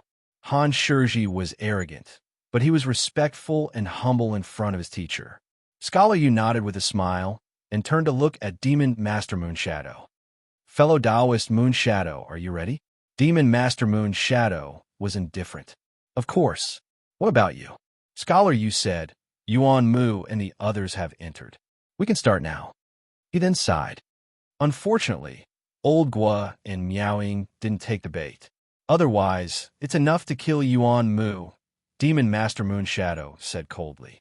The Moon Shadow Demon Lord said coldly.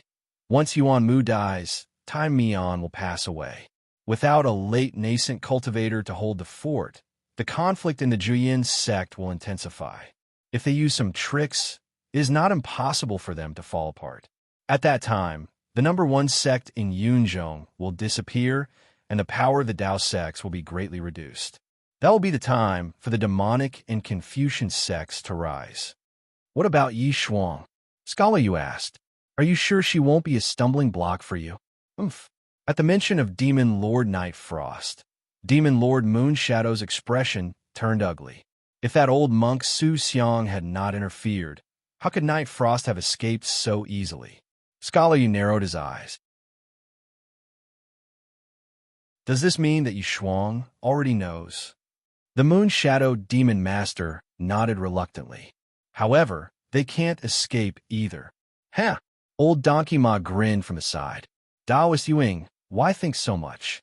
Even if they ran out, what could they do? Don't tell me you're afraid of them? The Moon Shadow Demon Master looked at him coldly. Old Donkey Ma, you don't have to fan the flames. That old monk Su Xiang has always disliked you. If he wants to seek revenge, you won't be able to escape. Old Donkey Ma blinked his small eyes and said, Taoist, you've really misunderstood me. This old man's lifespan is running out. Why would I want to get involved in these things? I just want to live a peaceful and stable life. That's enough.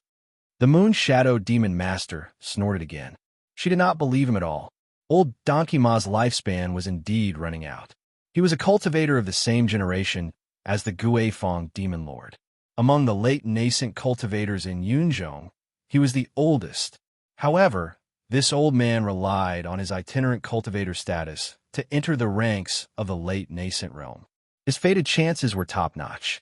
It was said that he had consumed a life-prolonging spirit fruit in the past, 400 to 500 years. Compared to the lifespan of a late nascent realm cultivator, it was not a lot, but it was not considered little either. Moreover, this old man had always been mysterious. Who knew if he, who looked like he had one foot in the grave, could hold on until they were all dead? Fellow Taoist Moon Shadow, can we start now? Scholar, you urged. The Moon Shadow Demon Master nodded. Let's start. ****** in the sacrificial temple. The scene became more and more chaotic. The place was too small, and the fight between nascent soul cultivators was noisy. With so many people, it was inevitable that innocent people would be hurt. Apart from their fellow disciples and a few good friends, most of them were in a relationship of mutual benefit. Most of them had experience fighting over treasures. When they were hurt by other people's spells, they were not sure if it was accidental or intentional, so it was inevitable that they would fight back. Because of this, the battlefield was quickly expanded. Compared to the others, Mo Tienga's group advanced and retreated in an orderly manner. 6 people and 1 beast. They attacked and defended together without any disorder. Mo Tienga had already put away the puppet. The place was narrow, so the few of them were enough to form a defense system. They fought and walked at the same time. Finally, they saw the group of people from Jian's sect pushing their way into the main hall. Jian's sect also walked very steadily. They did not have many people, but under the leadership of Master Taoist Yuanmu, they were orderly. Master Taoist Yuanmu's eyes flashed when he saw them. The next moment, he shouted, "Yunhe, you guys come here." He said, "You guys, not you." The corners of Mo Tienga's lips curled up into a smile as she met Qin Shi's gaze. Master Taoist Yuanmu was indeed a smart person. He obviously hated them very much, but he could still temporarily let go of his hatred and choose to cooperate with them. "Yes, Martial Uncle Yuanmu," Ling Yunhe answered. Then he gave Mo Tienga a look and looked at the exit. Mo Tienga pondered for a moment and understood what he meant. He was telling them not to delay and to leave quickly. She smiled gratefully. In any case, Ling Yunhe's behavior was worthy of being called a friend. Right at that moment, a cold and gloomy aura spread, making people's hair stand on end. The cultivator near the entrance of the sacrificial temple looked back and instantly turned pale with fright. "Ghost cultivators! Ghost cultivators!" As he shouted, the cold and gloomy aura became stronger. All the nascent soul cultivators released their divine senses and found that a large number of ghost cultivators appeared outside, rushing towards the sacrificial temple. They were all brought here by Devil Lord Yuing, so they had never seen that ravine and didn't know there were so many ghost cultivators here. Now that they suddenly saw them, they were shocked beyond words. There were also ghost cultivators in Yunzhong, but they had all left the human world, so their numbers were also very few. However, the ghost cultivators outside numbered in the tens of thousands, and those in the nascent soul realm and above numbered in the hundreds. They were too shocked. There were actually so many ghost cultivators in Yunzhong. For a moment, everyone stopped. Master Taoist Yuanmu also stopped. He turned around and saw that the group of people from Yu Mountain Academy had disappeared, including Nanguatian, Taoist Ru Yi, and the cultivator surnamed Yan from 5 Elements Valley, who came to help. A thought suddenly flashed in his mind, and he blurted out, "Not good." Big Beard asked, "Senior Martial Brother Yuanmu, what's wrong?" Master Taoist Yuanmu took a deep breath and said, "We've been tricked." Everyone from Jian's sect and the other cultivators who heard this were all stunned. Master Taoist Yuanmu raised his voice and said, "Everyone, whether you believe it or not, I'm afraid we've been tricked by someone." Right after he finished speaking, a cultivator who had some friendship with Jian's sect asked, "Fellow Taoist Yuanmu, what do you mean?" Master Taoist Yuanmu's gaze was like lightning. He turned to look at the entrance and said, "Everyone, why don't you think about it? Why do we come here? Who's missing here?" The cultivators pondered upon hearing what he said. Ling Yunhe was the first to react. Demon Monarch Yuing. Master Taoist Yuanmu looked at him with admiration in his eyes. He thought to himself, "This brat's intelligence is extraordinary, but unfortunately, he doesn't always do things as he wishes." After Master Taoist Yuanmu mentioned it, Imo Tinga was stunned for a moment before she suddenly realized something. "I see." Nie Wushang turned to ask, "What?" Imo Tinga said, "There's no hurry to snatch the primordial devil art.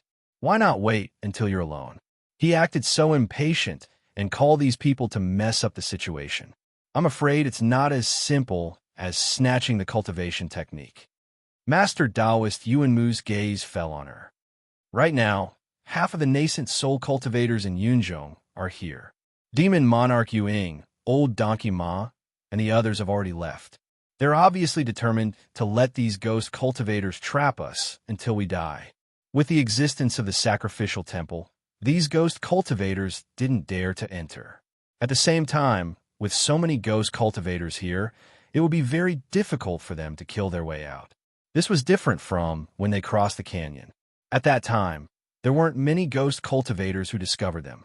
But now, someone deliberately lured all the ghost cultivators here. Also, Master Taoist Yuanmu said, "You mount an academy, Ningguatian, and Taoist Rui." As soon as he finished speaking, there was a sudden commotion in the sacrificial temple. If there were only Demon Monarch Yuing and Old Donkey Ma, they were only two people. Old Donkey Ma was an individual cultivator, and Demon Monarch Yuing only had Moon Shadow City as his subordinates. Based on the way devil cultivators existed, Moon Shadow City didn't have other nascent soul cultivators. But if you mount an academy, Nangguatian, and Taoist Rui were added, their numbers would be different. Yu Mountain Academy, Dawning Danxia Sect, 5 Elements Valley. Altogether, they had almost 20 nascent soul cultivators. If they were really trapped here, these 3 groups, plus Demon Monarch Yuing and Old Donkey Ma, would be half of the cultivation world's power in Yunzhong. "Why do they do this?" someone shouted. "What's in it for them to trap us to death?" Master Taoist Yuanmu smiled bitterly. One Leaf Island disappeared, and North Pole Island declined. Do you still need to tell me why? With the decrease in resources, there would be turmoil in Yunzhong sooner or later. It's just that I didn't expect the turmoil to come so soon, and these people were so ruthless. Making a move against half of the nascent soul cultivators in Yunzhong, these people were really generous. It was their fault for not knowing their surroundings well enough to know there were so many ghost cultivators here. At this thought, Master Taoist Yuanmu's gaze towards Imo Tinga was filled with dense killing intent. If it weren't for the change in heaven and earth, One Leaf Island wouldn't have disappeared and North Pole Island wouldn't have declined. The change in heaven and earth was definitely related to this junior. "Yunhe," Master Taoist Yuanmu said calmly, "come here." Sensing Master Taoist Yuanmu's killing intent, Yunhe hesitated. "What? Do you really want to betray Juyin sect?" Master Taoist Yuanmu stared at him with a heavy gaze. "You have a grudge against the sect, so it doesn't matter if you travel with them. But if you don't come here now, you're betraying the sect." Senior Martial Brother Yuanmu, the bearded man, cried out involuntarily. "Junior Martial Brother Ling is just..." Master Taoist Yuanmu glared at him fiercely, then looked at Yunhe. "Yunhe, come here. Don't mention what happened in the past. You're still a disciple of Juyin sect. If you're good enough, Juyin sect will still be handed over to you in the future. But if you don't come here," Yunhe suddenly sighed and asked, "Martial Uncle Yuanmu, do you want their lives?" Without waiting for Master Taoist Yuanmu to answer, he continued, "I don't know if you still remember what I said about them." Master Taoist Yuanmu's gaze froze. He seemed to remember something. "Martial Uncle Yuanmu, I won't betray Juyin sect, but please forgive me for not listening to you." Yunhe looked calm and said indifferently, "If I let you kill them, I'll regret it for the rest of my life." "Yunhe," Master Taoist Yuanmu couldn't control himself anymore and shouted fiercely. Yuna didn't answer. He just said in a low voice, "Go back."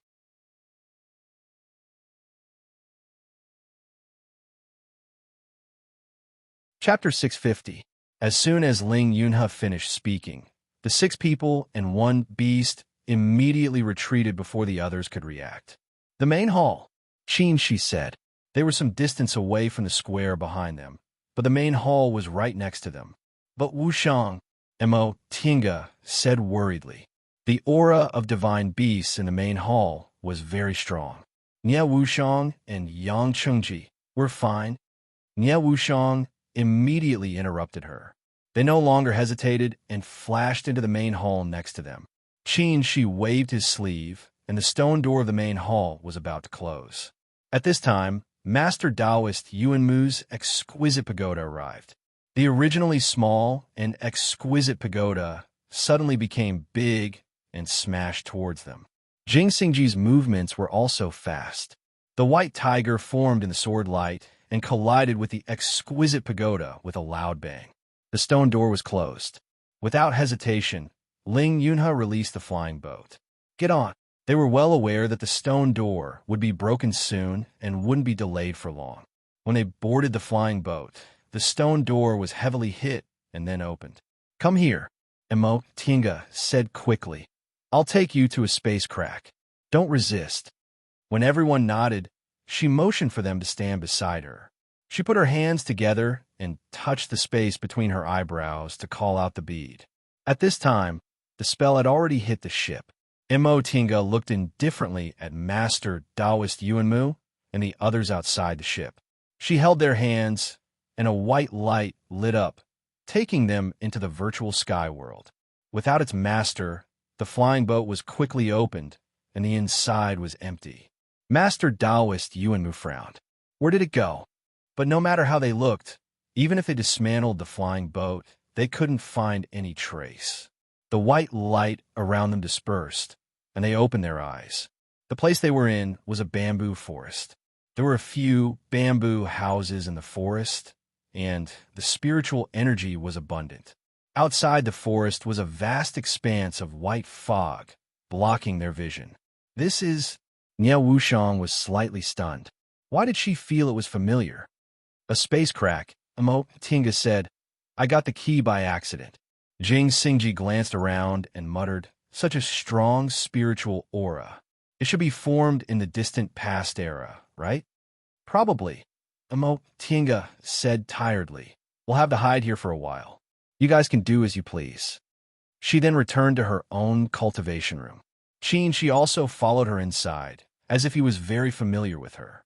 Xiao Feng revealed her true form and returned to her nest in the depths of the bamboo forest. Fei Fei came out to greet them, then went back inside. Lil Fan and Xiao Hua. Well, they were cultivating. Xiao Hua had been working very hard recently.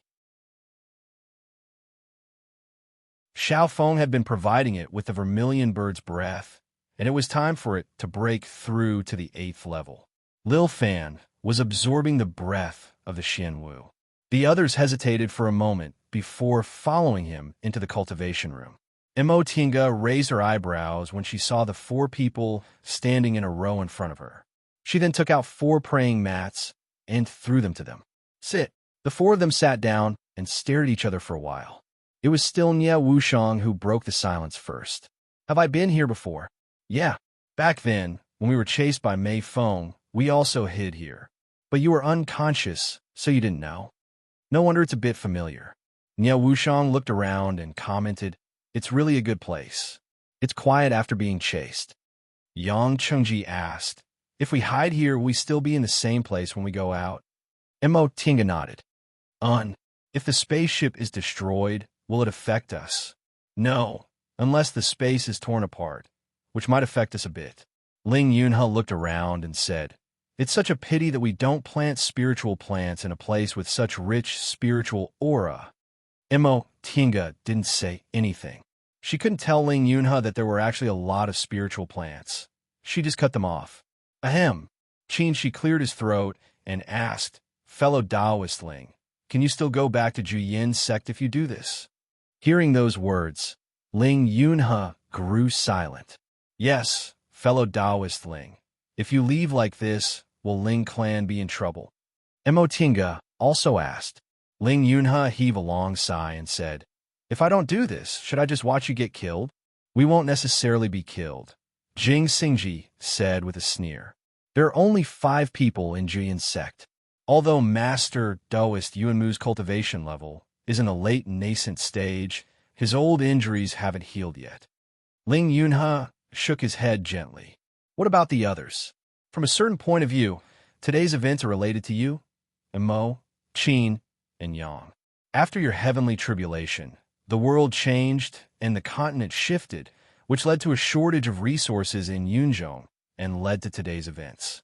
Marshal Uncle Yuanmu definitely has a way to stir up everyone's emotions and make you the target of everyone. We're already very tired, and we're completely relying on medicinal pills to support ourselves. If we're besieged again, can we still hold on? Jing Xingji was silent. After thinking about it carefully, this was indeed the case. If Master Taoist Yuanmu stirred things up like this, would the cultivators in Yunzhong side with Juyan sect, or them? The answer was obvious. If you get killed, I might never get that answer, Ling Yunhe said with a firm gaze. I know there's a sword hanging over my head that might fall at any time, and this world might be destroyed. I can't eat or sleep well every day, so how can I give up this opportunity? As for the Ling clan, he showed a bitter smile. My great-grandfather is still here, so the Ling clan will be fine, but, in my opinion, it's still too early to worry about this, Nie Wushang interrupted him. Whether we can get out or not is still another matter. Yes. Nie Wushang's words immediately returned to the main topic. Mo Ting sighed and said, this time, we're really in big trouble. When we were trapped in the far west, we could still ask for help, but where can we ask for help now? Jing Xingji frowned and said with a wretched expression, we're really unlucky. We were trapped by ghost cultivators once, and now we're trapped for the second time. Wasn't the situation this time similar to the one in the far west? However, the ghost cultivators in the far west were conscious, and they were actively trapped. The ghost cultivators here, on the other hand, were unconscious and were guided by others.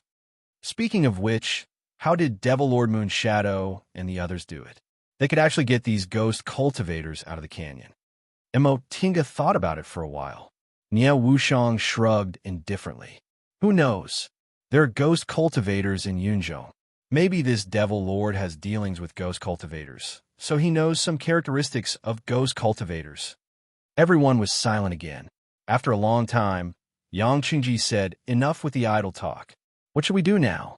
There are nearly 50 nascent soul cultivators and so many ghost cultivators outside. Do we just wait like this? Yes, wait. Qin, she said, we can't go out now, so we can only wait. Wait until when? Qin, she smiled and looked at Yang Qingji. We've been waiting for dozens of years in the Palace of Immortals in the ruins of Returning Sea. Why can't we wait now? Yang Qingji thought for a long time and sighed. We can only do this. Ling Yunhe muttered, indeed, we can only wait. If we go out, Marshal Uncle Yuan Mu won't let us go. Fellow Taoist Ling, Mo Tinga suddenly asked, do you think they can leave? I don't know whether they can leave or not, but Marshal Uncle Yuan Mu isn't a person who will sit still and wait for death. He'll definitely think of a way. Ling Yunhe appeared very confident. This was the confidence he cultivated in the head as a disciple of Jian's sect for a long time. In fact, there's a very simple and stupid way, Jing Xingji said lazily. As long as they don't fight among themselves and go out to kill a few ghost cultivators from time to time, then retreat to the sacrificial temple when they can't. If they keep killing like this, they'll eventually kill all the ghost cultivators. Everyone thought about it. This was indeed a way, but it would take a long time, but it was also relatively safe. No matter how many ghost cultivators there were, they were still limited. These people were all nascent soul cultivators. For them, the only threat was nascent soul ghost cultivators. The rest were nothing to worry about. More than 100 nascent soul ghost cultivators sounded terrifying, but if they were killed separately, it wouldn't be that difficult. If we can think of this, presumably Devil Lord Yu-ing can't, Qin Shi said. In my opinion, they must have a backup plan. In that case, hiding here and watching the show is the best choice, Nia Wushang said after thinking for a while. Upon hearing this, Ling Yunhe looked conflicted. For him, facing people from Jian's sect and throwing away their lives was unbearable. It seems right. Mo, Tinga thought about it carefully. In any case, we have nothing urgent to do. It won't be too late to leave after they rush out and both sides are injured. Right after she finished speaking, Ling Yunhe suddenly stood up. Fellow Taoist Mo, please take me back. The other 5 people's gazes all fell on him. Mo Tinga was surprised. Fellow Taoist Ling Yunhe said, the Ling family raised me, and Jian's sect raised me. Ling Yunhe was able to have today's achievements because of my sect elders. Now that they're in trouble, how can I only care about myself? Yang Chengji frowned.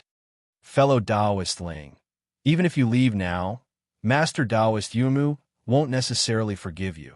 So a bitter smile appeared on Ling Yunhe's face. No matter how martial Uncle Yuan Mu treats me, I shouldn't refuse what I should do.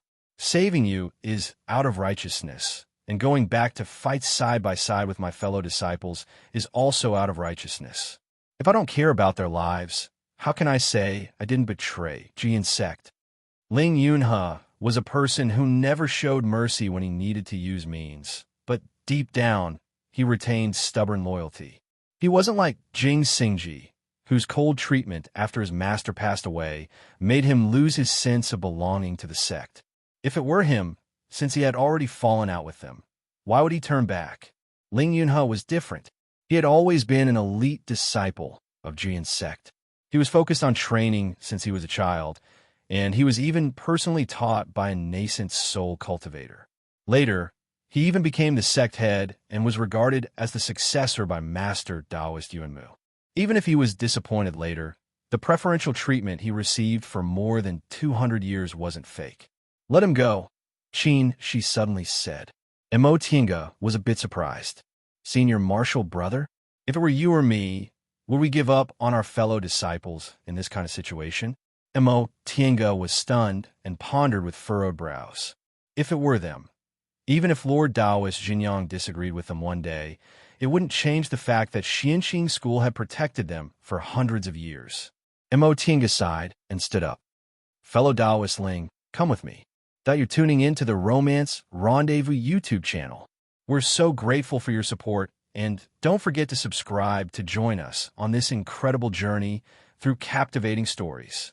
Your generosity through donations truly makes a world of difference, as it's the primary source of revenue that allows me to expand and enhance this channel for you. Thank you from the bottom of my heart for being a part of this adventure.